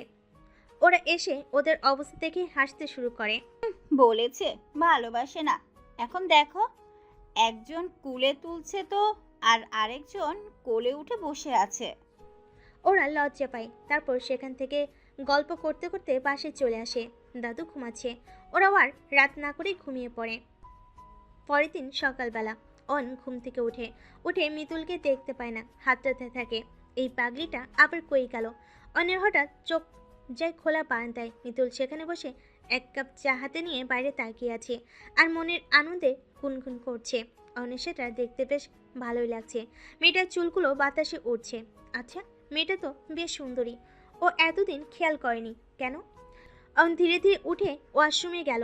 তারপর সেখান থেকে ফ্রেশ হয়ে আবারও রুমে এসে একটা তোয়ালে দিয়ে মুখ মুছে নিল। পাশে তাকাতেই দেখলো এক কাপ চা, একটা চিঠি পড়ে আছে। অন আবারও মিতুলের দিকে তাকালো। মিতুল পূর্বের মতোই বাইরে তাকিয়ে প্রকৃতি বিলাস করছে। অন চিঠিটা হাতে নিল। সেখানে লেখা ছিল, চাটা কিন্তু আমি করেছি। আমার চা বেশ মজা হয়। যদি খেতে চাও তাহলে চা নিয়ে আমার সাথে বারান্দায় চলে আসো। দুজনে মিলে বসে একসাথে খাবো আর প্রকৃতি বিলাস করব। ভয় নেই, তোমাকে প্রেমে পড়তে বলবো না। আমি এতটাও খারাপ না। আমি জানি যে তুমি আমাকে এখান থেকে গিয়ে ছেড়ে দিবে। তাই যে কটা দিন আছি, এ কটা দিন অন্তত স্বামী স্ত্রী কিংবা প্রেমিকা না হই, বন্ধু হিসেবে তো কাটাতে পারি। তুমি যদি আমার প্রস্তাবটা গ্রহণ করো তবে বারান্দায় আসো চা হাতে, তবে বুঝবো তুমি আমার বন্ধু হতে রাজি হয়েছ। বাকি সম্পর্কগুলো না হয় পড়েই থাক, ওসব নিয়ে আমি আর প্রশ্ন তুলবো না। জোর করে কি কখনো কারো মনের মানুষ হওয়া যায় মিতুল? চিঠিটা হাতে নিয়ে নাড়াচাড়া করতে থাকে অয়ন। তারপর কি মনে করে যেন মন্ত্রমুগ্ধের মতো চাটা হাতে নেয় আর বারান্দার দিকে এগিয়ে যায়। অয়নকে এগুতে দেখে মিতুল তেমনি স্থির থেকে হেসে বলে, এসেছে তাহলে, পাশাপাশি বসো তো একটু, দেখো বাইরেটা কি সুন্দর। অয়ন একটা চেয়ার নিয়ে পাশে বসে চায় চুমুক দেয়। তারপর বাইরে তাকায়। বাইরের পরিবেশটা আসলে খুব সুন্দর। দূরে দেখা যাচ্ছে সাফার দাদু গাছের মধ্যে পানি দিচ্ছে, আর একপাশে একটা ডালে দুইটি পাখি বসে আছে। আশ্চর্য ব্যাপার হলো, পাখি দুটো একে অপরের কাছ থেকে বিশাল দূরত্ব নিয়ে বসে আছে।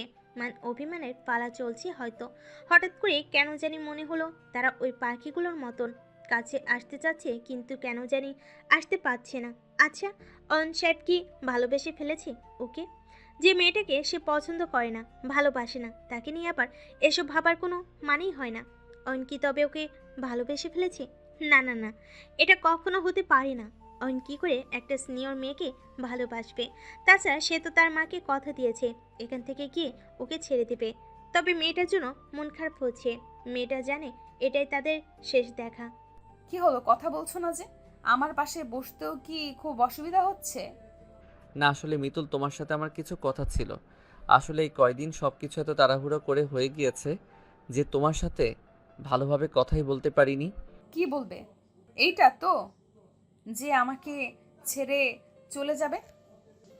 নতুন করে তো বলার দরকার নেই, সেটা জানি তো। আসলে কি জানো, আমার কখনোই সিনিয়র মেয়েকে ভালো লাগে না। তুমি মেয়ে হিসেবে ভালো, তোমার মনটাও ভালো, কিন্তু আমাদের সমাজে অনেক কিছু মেনে চলতে হয়। বিশেষ করে আমার পরিবার তোমাকে মানতে পারছে না। তাছাড়া তোমার চলাফেরাও বাকি সাধারণ মেয়েদের মতো নয়। আমি তোমাকে হার্ট করতে চাই না, কিন্তু এটাই সত্যি যে আমি চাইলেও তোমাকে ভালোবাসতে পারবো না। আর যেখানে ভালোবাসা হয় না সেখানে তো একসাথে থাকাও যায় না, তাই না? হ্যাঁ, সেটাই তো। জোর করে তো ভালোবাসা যায় না। আমিও তো তোমাকে জোর করে ভালোবাসতে বলছি না, কেবল বলছি যেটুকু সময় থাকো, কেবল আমার একটু পাশে থাকো। ছেড়ে গেলে আর তো কখনো পাশে বসবে না। মিতুল, তুমি মনে কষ্ট নিও না। বিশ্বাস করো, তুমি অনেক ভালো ছেলে পাবে যে আমার থেকেও তোমাকে খুব ভালোবাসবে। আর আমি তোমার বয়সেও ছোট, তোমার সাথে আমাকে মানায় না। প্রেম ভালোবাসা কি বয়স বোঝে? মানা না মানা বোঝে? আচ্ছা ওসব ছাড়ো, এখন বলো এই জায়গাটা তোমার কেমন লেগেছে? সবাই খুব ফ্রেন্ডলি, তাই না? হ্যাঁ, আসলে সবাই খুব ভালো। আমার তো এখানে থেকে যেতে ইচ্ছে হচ্ছে। তাই নাকি? তাহলে থেকেই যাও, হা হা হা। না, সেটা তো আর হবে না। আফটার অল ওরা তো তোমার আত্মীয়। আর তোমার সাথে যখন আমার আত্মীয়তা ছিন্ন হয়ে যাবে, ওদের সাথে অটোমেটিক হয়ে যাবে। তাহলে কি আর থাকা যায় বলো?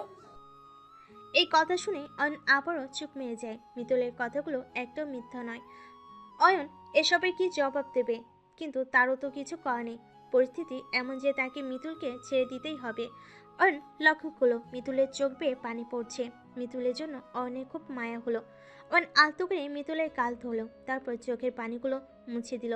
হঠাৎ করে মিতুল অয়নকে জাপটে ধরে বাচ্চাদের মতো হু হু করে কাঁদতে লাগলো। ভেতরের কষ্টগুলো সব বেরিয়ে আসে। সে নিজেকে আর কন্ট্রোল করতে না পেরে কাঁদতে কাঁদতে বলে ফেলল, আমাকে তুমি ছেড়ে যেও না অয়ন। বিশ্বাস করো, আমি তোমাকে খুব ভালোবাসি। আমি তোমার জাস্ট 2-3 বছরের সিনিয়র, এটা এমন কিছু না। আর তোমার মাকে মানানোর দায়িত্ব আমার। আমি যদি ওনার সাথে ভালোভাবে চলি আর তোমাদের সকলের দায়িত্ব সুন্দরভাবে পালন করি, আমি নিশ্চিত উনি আমাকে মেনে নেবেন। কিন্তু তার জন্য তোমাকে আমার পাশে থাকতে হবে। প্লিজ, তুমি আমাকে ছেড়ে দিও না। আমি তোমাকে ছাড়া এভাবে বাঁচতে পারবো না। অয়ন মিতুলকে কি বলবে বুঝতে পারে না। অয়ন দু হাতে আলতো করে মিতুলের গাল ধরে, তারপর ওকে নিজের দিকে টেনে নেয়। মিতুলের চোখ থেকে পানি পড়ছে। ওর জন্য খুব মায়া হচ্ছে অয়নের। অয়ন আস্তে করে পানিগুলো মুছিয়ে দেয় মিতুলের চোখের। মিতুল তখনও কাঁপছে, সাথে ওর ঠোঁট দুটিও কাঁপছে। অয়ন ঠোঁটগুলোর দিকে তাকায়, কি সুন্দর নরম তুলতুলে। মিতুল পাতলা একটা শাড়ি পরেছে। আশ্চর্য, সে তো খেয়ালই করেনি মিতুল আজকে শাড়ি পরেছে। কিন্তু এখানে ও কি মনে করে শাড়ি পরলো? এখানে তো ওকে কেউ কিছু বলা নেই। তবে শাড়িতে ওকে খুব সুন্দর লাগছে আর দেখতে আকর্ষণীয় মনে হচ্ছে। আর মিতুলকে দেখে কেমন যেন বোধ হারিয়ে ফেলেছে। নিজেকে সে কন্ট্রোল করতে পারে না, কারণ মিতুলকে অনেক বেশি হট লাগছিল। অনেক হ্যাঁচকা টানে মিতুলকে কাছে টানে, তারপর ওর মুখে একটা আঙ্গুল চেপে বলে, চুপ, কোনো কথা বলবে না। এসো, কই? ভালোবাসা দিব। অন মিতুলকে কোলে তুলে নিয়ে খাটে ফেলে দেয়। তারপর আস্তে আস্তে করে মিতুলের শাড়িটা পেটের উপর থেকে সরে, হালকা নুয়ে ওর পেটে চুমু দেয়। মিতুল তখন কাঁপছে। পুরুষের প্রথম ছোঁয়ায় মিতুল পাগলের মতো হয়ে যায়। তবুও ওর হুঁশ ফিরে। এসব ঠিক না।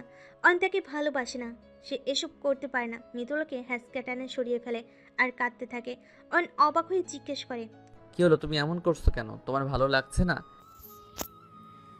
ভালো লাগছে, কিন্তু এই ভালো লাগা তো সাময়িক। তুমি তো একটু পরেই আমাকে ভুলে যাবে। আর বাকি 10-5টা পুরুষের মতোই তুমি মোহে আমার কাছে আসলে আর মোহেই চলে যাবে। এখন এত কথা বলো না তো, পরেরটা পরে ভাবা যাবে। পরে কি ভাববে অয়ন? যা ভাবার ভেবেই নিয়েছো। আর তোমার এই সিদ্ধান্ত জানার পর আমি তোমার সাথে ইন্টিমেট হতে পারছি না। আর কিছু বলতে গেলেও অয়ন মিতুলকে বলতে দেয় না। সে আবার ওকে খাটে ফেলে দেয়, তারপর ওকে জড়িয়ে ধরে ওর গালে ঘাড়ে নাভিতে চুমু দিতে থাকে। মিতুলকে বাধা দেওয়ার অনেক চেষ্টা করে, কিন্তু সেও তো একজন মানুষ। তারও ধৈর্য সহ্যের সীমা আছে, তারও চাহিদা আছে। তাই সে বেশিক্ষণ নিজেকে সংযত রাখতে পারে না। অনেক কাছে অবশেষে নিজেকে সঁপে দেয়। 15 মিনিট পর যখন ওদের হুঁশ ফিরে ততক্ষণে ওরা একজন আরেকজনের সাথে আদিম রঙ্গনীলায় মত্ত হয়ে গিয়েছিল। ততক্ষণে হুঁশ ফিরল আর করার মতো কিছুই ছিল না। শেষ হয়ে যাবার পর মিতুল অয়নকে একটা ধাক্কা দিয়ে সরিয়ে ফেলে আর চিৎকার করে কেঁদে ওঠে। তুমি কি বলো তো, আমাকে ছেড়ে দিবে, তারপরে কেন আমার সর্বনাশ করতে আসলে? আমি ইচ্ছে করে আসিনি, আসলে কি থেকে যে কি হয়ে গেল। আর তুমিও তো। মিতুল রাগী ক্ষোভে কাঁপতে থাকে। অয়নের মুখ থেকে কথা কেড়ে নিয়ে বলে, আমিও তো কি, আমি তোমাকে অনেক বাধা দেওয়ার চেষ্টা করেছি। তুমি এমন করলে আমি কতক্ষণ নিজেকে সংযত রাখতাম। আমিও তো মেয়ে, তোমাকে স্বামী হিসেবেই জেনেছি, তাহলে আমি তোমার কাছে যাব না? তুমি জোর করলে। এখন কি হবে? জানি না কি হবে। তুমি যেটা করেছো অন্য কোনো পুরুষের কাছে আর আমি যেতে পারবো না, ঠকাতে পারবো না অন্য কাউকে। এই জীবনে তোমাকেও আর পাবো না, তাহলে এই জীবন দিয়ে আমি আর কি করব? এই জীবন রাখবই না। এই কথা বলে মিতুল কাঁদতে লাগলো আর অয়নকে হাত দিয়ে খুশি দিতে লাগলো। অয়ন মিতুলকে জড়িয়ে ধরলো, তারপর মাথায় হাত বুলিয়ে বলল। একটু অপেক্ষা করো, দেখি আমি কি করতে পারি। মিতুল অয়নকে ধাক্কা দিয়ে দূরে সরিয়ে ফেলে চিৎকার করে বলে। অয়ন মিতুলকে জড়িয়ে ধরে অনেক বোঝানোর চেষ্টা করে। সে নিজে লজ্জা পাচ্ছে। মিতুল তাকে এখন চরিত্রহীন মনে করবে ঠিকই তো, সে তাকে কাছেও টানছে না আবার দূরেও যেতে দিচ্ছে না। আসলে অয়ন কি চাচ্ছে নিজেই জানে না। অয়ন বুঝাতে চায় এসব কিছু হয়েছে অ্যাক্সিডেন্টলি হয়েছে, কিন্তু মিতুল তো কিছুই বুঝতে চায় না। এখন সবসময় এমন সময় ওদের রুমে সাফার সাইদ প্রবেশ করে। ওদেরকে দেখে মিতুল আর অয়ন স্বাভাবিক হওয়ার চেষ্টা করে, কিন্তু সাফার সাইদ কিছুটা বুঝতে পারে। এমনিতেও সাফা আর সাইদ ওদের দাদুর কাছে সবটা শুনেছে। মিতুলের দাদু ওর দাদুকে সব কিছু বলেছে, আর তারা প্ল্যান করে এখানে ওদেরকে পাঠিয়েছে যাতে ওরা কাছাকাছি আসে আর একে অপরকে ভালোবাসে। সাফা তখন পরিবেশ স্বাভাবিক করার জন্য বলে, আরে তোমরা এখানে দুষ্টুমি করছো, ওখানে আমরা নাস্তা বানিয়ে বসে আছি, চলো চলো। স্বাভাবিক হতে পারছিল না, তাই সাফা ওদের দুজনকে নিচে জোর করে নিয়ে যায়। হ্যাঁ চলো। ওরা সবাই নিচে নেমে পড়ে। দাদু তখন ডাইনিং টেবিলে বসেছিল, সামনে ছিল বাহারি রকমের খাবার। দাদু ওদের দেখে একটু রেগে গিয়ে বলে, জোয়ান মানুষ, তোমাদের আসতে এত দেরি হয় নাকি? সকাল কখন হয়েছে? ওই একটা বেডটি খেয়ে দিন কাটিয়ে দেবে, খেতে হবে না নাকি? তোমরা না খাও, আমি যে একটা বুড়ো মানুষ, সেই কখন থেকে তোমাদের আশায় বসে আছি, সে খবর আছে? বুঝেছি নাকি নতুন পেয়ে একদম উঠতেই মন চাচ্ছে না দাদু ভাই? এই কথা শুনে সাফা আর সাইদ হেসে দেয়। অনেকটু লজ্জা পায়, কিন্তু মিতুলের এসব কিছুই ভালো লাগছে না। মিতুলের এই মুহূর্তে মন চাচ্ছে এখান থেকে পালিয়ে কোথাও চলে যেতে, নিজের বাড়িতে কিংবা শ্বশুর বাড়িতে, কোথাও না, এমন কোথাও যেখানে কেউ ওকে দেখবে না, কেউ জানবে না, সবার থেকে নিজেকে লুকিয়ে নেবে। কারণ মিতুল ভাবতে পারছে না এখন সে কি করবে। অন্যের সাথে থাকতে পারবে না, সে অন্য কাউকে বিয়ে করতে পারবে না, আর না বাবার বাড়িতে আজীবন সে কুমারী থাকতে পারবে, কারণ সে মেয়ে। মিতুলের মনে হচ্ছে এই জীবন সে আর রাখবে না। মিতুলকে একটু চিন্তায় থাকতে দেখে দাদুভাই আবারও জিজ্ঞেস করে, কি হলো দাদু ভাই, তোমাকে চিন্তিত মনে হচ্ছে? কোনো সমস্যা? সমস্যা থাকলে আমাকে বলতে পারো। না না দাদু, কোনো সমস্যা নেই। ও দাদু ভাই, তোমরা কি শুধু কথাই বলবে, ওদের খেতে দেবে না? এই তোমরা দুজন বসো তো। তোমরাও বসো। হ্যাঁ আমরা বসতেছি, বসো এবার। অয়ন আর মিতুল দাদুর দুই পাশে দুটি চেয়ারে বসে। সাইদ ওদের খাবার বেড়ে দেয়, তারপর নিজেরাও দুটি প্লেটে নিয়ে এক সাইডে বসে পড়ে। খাবার খেতে খেতে খুব আনন্দ করছিল। অয়ন ওদের সাথে আড্ডায় যোগ দিয়েছিল। মিতুলের তো মনটা খুব খারাপ ছিল। দাদু সব কিছু অনেকক্ষণ ধরে লক্ষ্য করছিলেন, কিন্তু তিনি এখন কিছু বলবেন না, তবে মিতুলের কাছ থেকে জেনে নেবেন সমস্যা কি।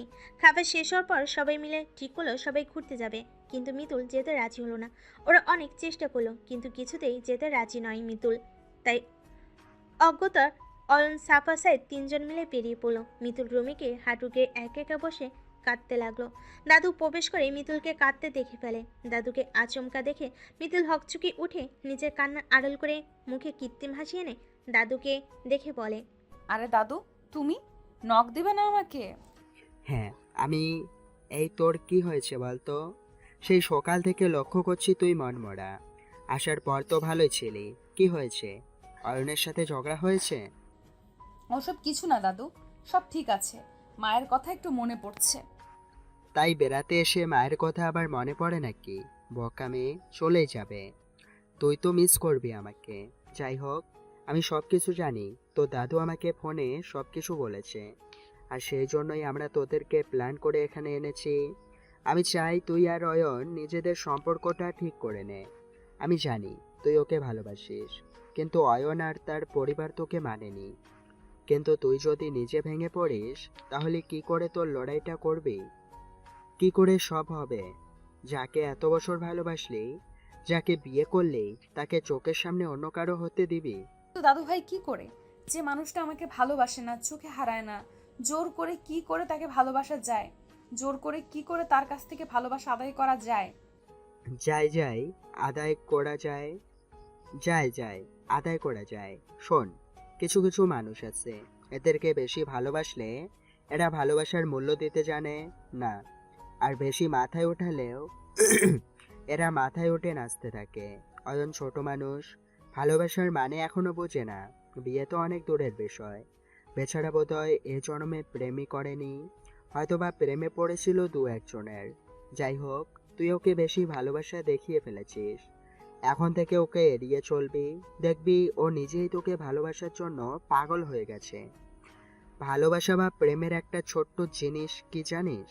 কি? শুধু ভালোবাসা কিংবা প্রেম না, অতিরিক্ত কোনো কিছু ভালো না। কাউকে বেশি ভালোবাসা দেখাতে নেই, না হলে সে ভালোবাসা ছুঁড়ে ফেলে চলে যায়। এই জন্য তার সাথে সীমারেখার মধ্যে থাকতে হয়। আর যখন এই সমস্ত মানুষগুলোর প্রতি ভালোবাসা কমিয়ে ফেলা হয়, কেয়ার করা হয় না, তখন তারা ওই যে অভ্যস্ত হয়ে গেছে, সেটা থেকে আর বেরোতে পারে না। তারাও ভালোবাসা পাবার জন্য তখন ছটফট করে, তখন তারাও না চাইতে ভালোবেসে ফেলে। বুঝতে পেরেছিস আমার কথা? তোকে কি করতে হবে? হ্যাঁ দাদু, বুঝতে পেরেছি। আমাকে এখন পুরোপুরি ওকে ইগনোর করে চলতে হবে। আর ও যখন আচমকা আমার ভালোবাসা থেকে এই ইগনোরটা মেনে নিতে পারবে না, তখনই ও নিজেই আমাকে গুরুত্ব দিবে, আর ও নিজে থেকে আমার কাছে আসবে। রাইট। এখন যে যাসনি, এটা খুব ভালো করেছিস। এভাবে চালিয়ে যা, আস্তে আস্তে সব ঠিক হবে আশা করি। ওখানে ফেরার আগেই তোদের সব কিছু ঠিক হয়ে যাবে। ঠিক না হলে আমি ঠিক করিয়ে ছাড়বো। তোর দাদুকে কথা দিয়েছি না? মৃদুল দাদুকে জড়িয়ে ধরে। এই দাদুগুলোকে কেন জানি এত ভালোবাসে নিজেও জানে না। অয়ন, সাফা আর সাইদ সেদিন সারাদিন আর বিকেল বাইরে ঘোরাফেরা করে। সাফা আর সাইদ ইচ্ছে করে এত বিকাল পর্যন্ত ঘোরাফেরা করছে যাতে মিতুলের জন্য অয়ন ছটফট করে আর ওর কাছে যেতে চায়। কিন্তু আশ্চর্য ব্যাপার হচ্ছে, ওরা রাত হলেও বাড়িতে যায় না। আর এই তো রাত হওয়া সত্ত্বেও অয়ন একবারও মিতুলের নামটা পর্যন্ত উচ্চারণ করে না। এদিকে মিতুল অবাক হয়ে যায়, অয়ন এত খারাপ হতে পারে? এরকম একটা ঘটনা করে এরকম একটা নতুন জায়গায় একা একা ঘুরে বেড়াচ্ছে। ওদের সাথে সারাটা দিন কাটালো, ওখানে গেল। মানুষ অন্তত বিকেলে বা দুপুরে তো ফিরে। রাত হয়ে গেছে, তাদের কোনো খবর নেই। যা ইচ্ছে করুক, এসব মাথায় নেবে না সে। সেইভাবেই চলতে হবে। রাত প্রায় 11টা, বাড়ি ফেরে ওরা। এই সারাটাক্ষণই অয়নের মাথায় একটুও মিতুলের কথা আসেনি। চারপাশের প্রকৃতি আর অঞ্চলগুলো এত বেশি সুন্দর ছিল যে অয়ন শুধু ক্যামেরায় ভিডিও বানাতে ব্যস্ত ছিল। আর মিতুলের কথা মনে পড়াটাও স্বাভাবিক নয়, কারণ সে তো মিতুলকে ভালোবাসে না। তার প্রথম প্রেম তো অন্য কেউ ছিল, যাকে সে পায়নি। সে ভালোবাসা সে কি করে অন্য কাউকে দেয়? 11টায় যখন বাড়ি ফিরে দাদু, সাফার, সাইদ এর দিকে তাকায়। ওরা মাথা নাড়িয়ে সব কিছু ওকে বলে বোঝায়। ওদের প্ল্যান সাকসেসফুল। ওরা এটাই চেয়েছিল, যাতে অনেক রাত করে ফিরে মিতুলকে পুরোদমে ইগনোর করে একটা ওসিলা পাবে, আর অন বাধ্য হয়ে রাগ ভাঙাতে যাবে। এভাবে আস্তে আস্তে ওরা কাছে আসবে। অন রাতে ফ্রেশ হয়ে রুমে ঢুকে দেখে মিতুল তাদের বারান্দায় দাঁড়িয়ে আকাশ দেখছে। অন পেছনে গিয়ে কাশি দেয়। নিজেকে এবার ওর অপরাধী মনে হয়। সারাদিন মিতুলের কথা মনে না পড়লেও এবার তার আসলেই মনে হচ্ছে সে আসলে কাজটা ঠিক করেনি। যেহেতু জানি, অন্তত বিকালে এসে ওকে জোর করে নিয়ে যাওয়া উচিত ছিল, বা মিতুল না গেলেও তার থেকে যাওয়া উচিত ছিল। নতুন বউকে এভাবে ফেলে যাওয়া যায়? অয়ন পিছন থেকে একটা কাশি দেয়। খেয়েছেন মিতুল আপনি? মিতুল কোনো কথা বলে না। অয়ন আরও কয়েকবার ডাক দেয়। মিতুল এবারও কথা বলে না। প্রথমে অবাক হলেও পরে অনেক রাগ হয়। আশ্চর্য, একটা মানুষকে এতবার ডাকছে, সে পাত্তাই দিচ্ছে না। আবারও ডাকে। এবার মিতুল অয়নের দিকে তাকায়, তারপর কিছু না বলে আবারও সামনের দিকে তাকিয়ে থাকে। অয়ন আর তার রাগ কন্ট্রোল করতে পারে না। তাড়াহুড়ো করে হেঁটে গিয়ে মিতুলের হাত বরাবর ঝাঁকি দিয়ে তাকে জিজ্ঞেস করে। কি সমস্যা কি আপনার?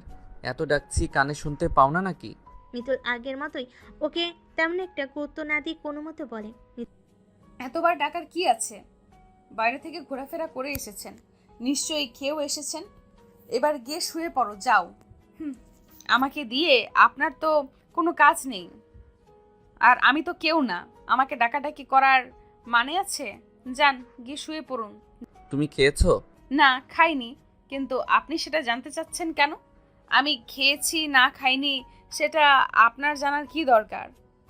আপনি তো খেয়েছেন, নিজেটা যেহেতু উদ্ধার করেছেন, আমার উদ্ধারের চিন্তা আপনার করতে হবে না। আপনি প্লিজ এখান থেকে যান, আমি আপনার সাথে একদমই কথা বলতে চাই না। আশ্চর্য, সকালে বিষয়টা নিয়ে তুমি এখনো রেগে আছো? না, রাগ করিনি তো। আপনি কে? আপনার সাথে আমি রাগ করব? কি মানে? আমাকে তুমি চিনো না? আমি কে? তুমি এভাবে কথা বলছো কেন আমার সাথে? ইগনোর করছো আমাকে? না তো, আপনাকে কেন ইগনোর করব? আপনি আমার জীবনে এমন কেউ না যাকে ইগনোর করতে হবে।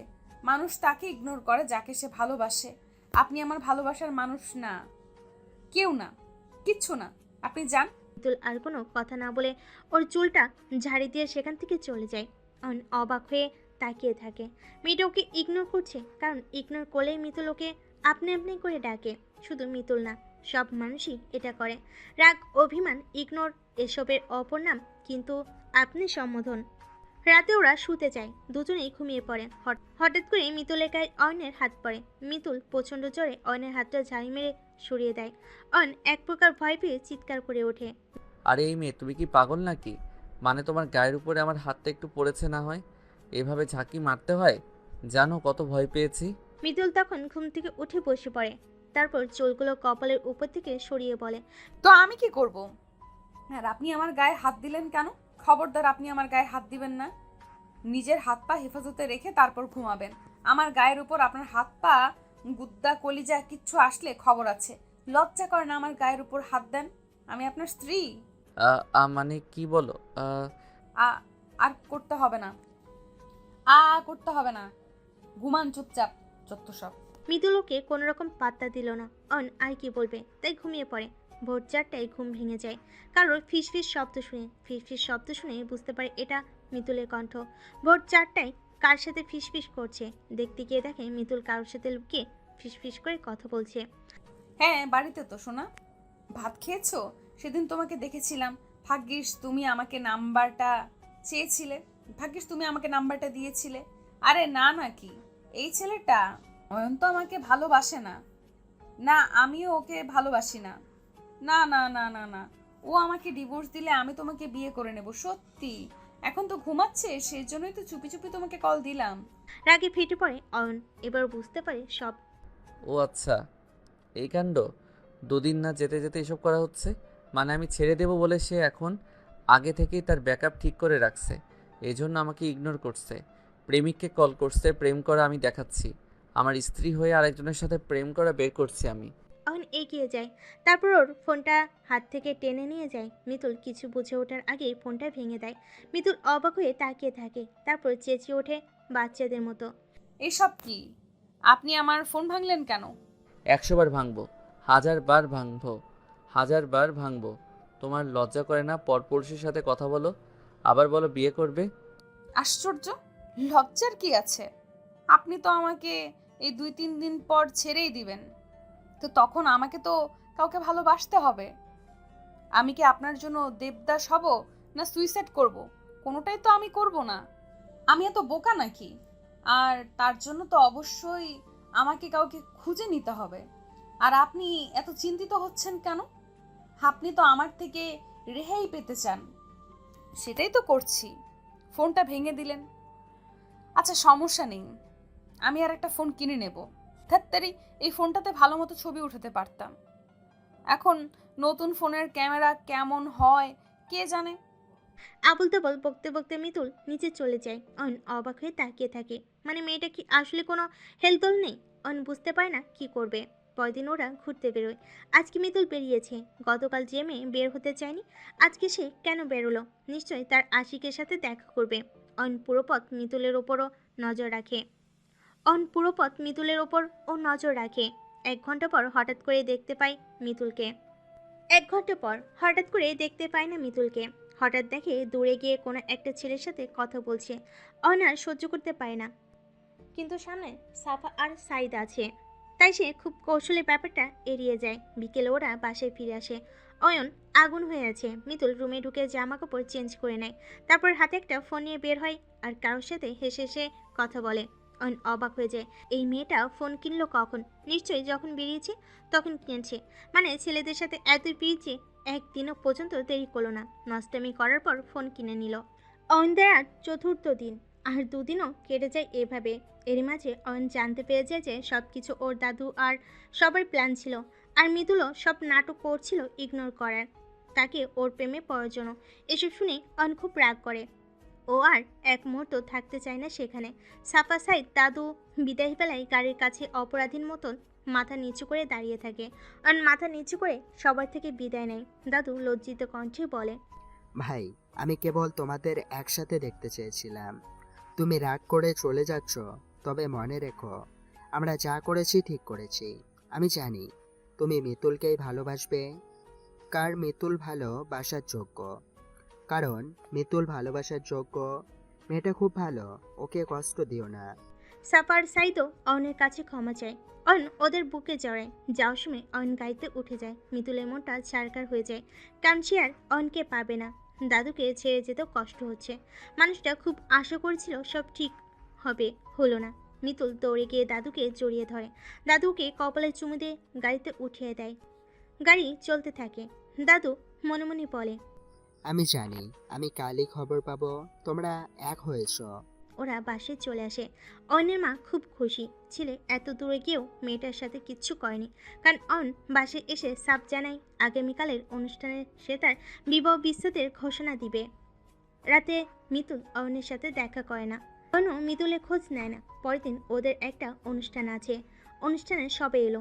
মিতুল সেদিনও খুব সুন্দর করে সেজেছে, তবে ওর মন খুব খারাপ। অয়নের মা আজও ওকে অপমান করার সুযোগটা ছাড়ল না।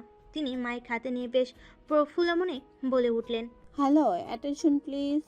সকলে অয়নের মার দিকে তাকায়। সকলে অয়নের মায়ের দিকে তাকায়। দাদু অবাক হয়, এবার কি কাণ্ড করে কে জানে। মিতুল ইতস্তত বোধ করে। অয়ন অবাক হয়, মা আবার কিছু করবেন না তো? অয়নের মা হাসি মুখে বলতে থাকে, গাইজ, শুভ অপরাহ। আপনারা সকলে এসেছেন দেখে খুব ভালো লাগছে। যাই হোক, একটা খুশির সংবাদ দিতে চাই। তর্স হয়েছে না। আসলে আজ অয়ন তার বউ মিতুল সিনিয়র আপুকে বিয়ে করেছে, যে তাকে ডিভোর্স দেবে। দারুণ না?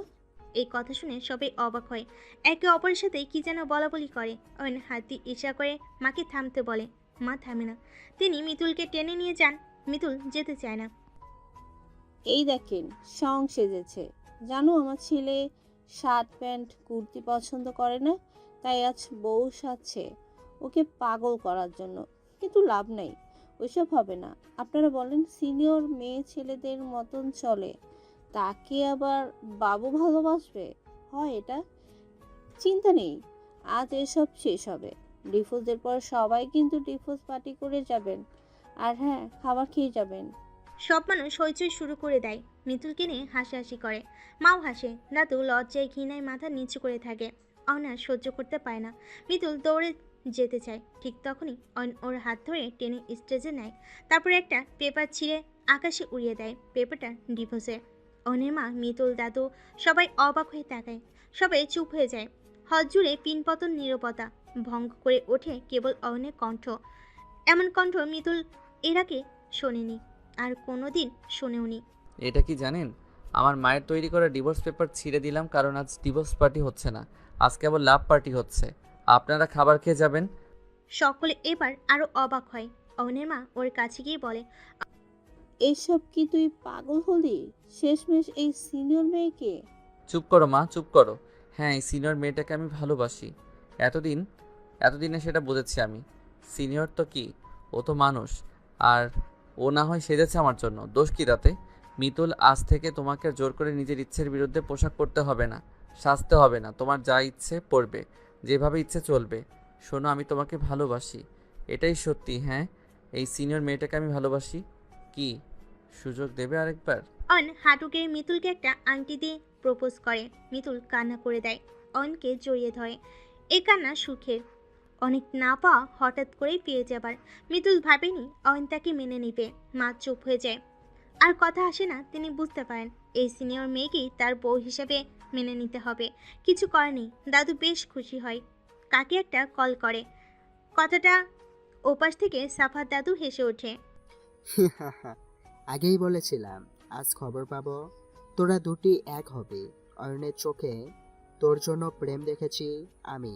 মিতুল, সাফা, সাই, কইরে আয়। অবশেষে সিনিয়র মেয়ের সাথে বিয়ে সাকসেস হলো।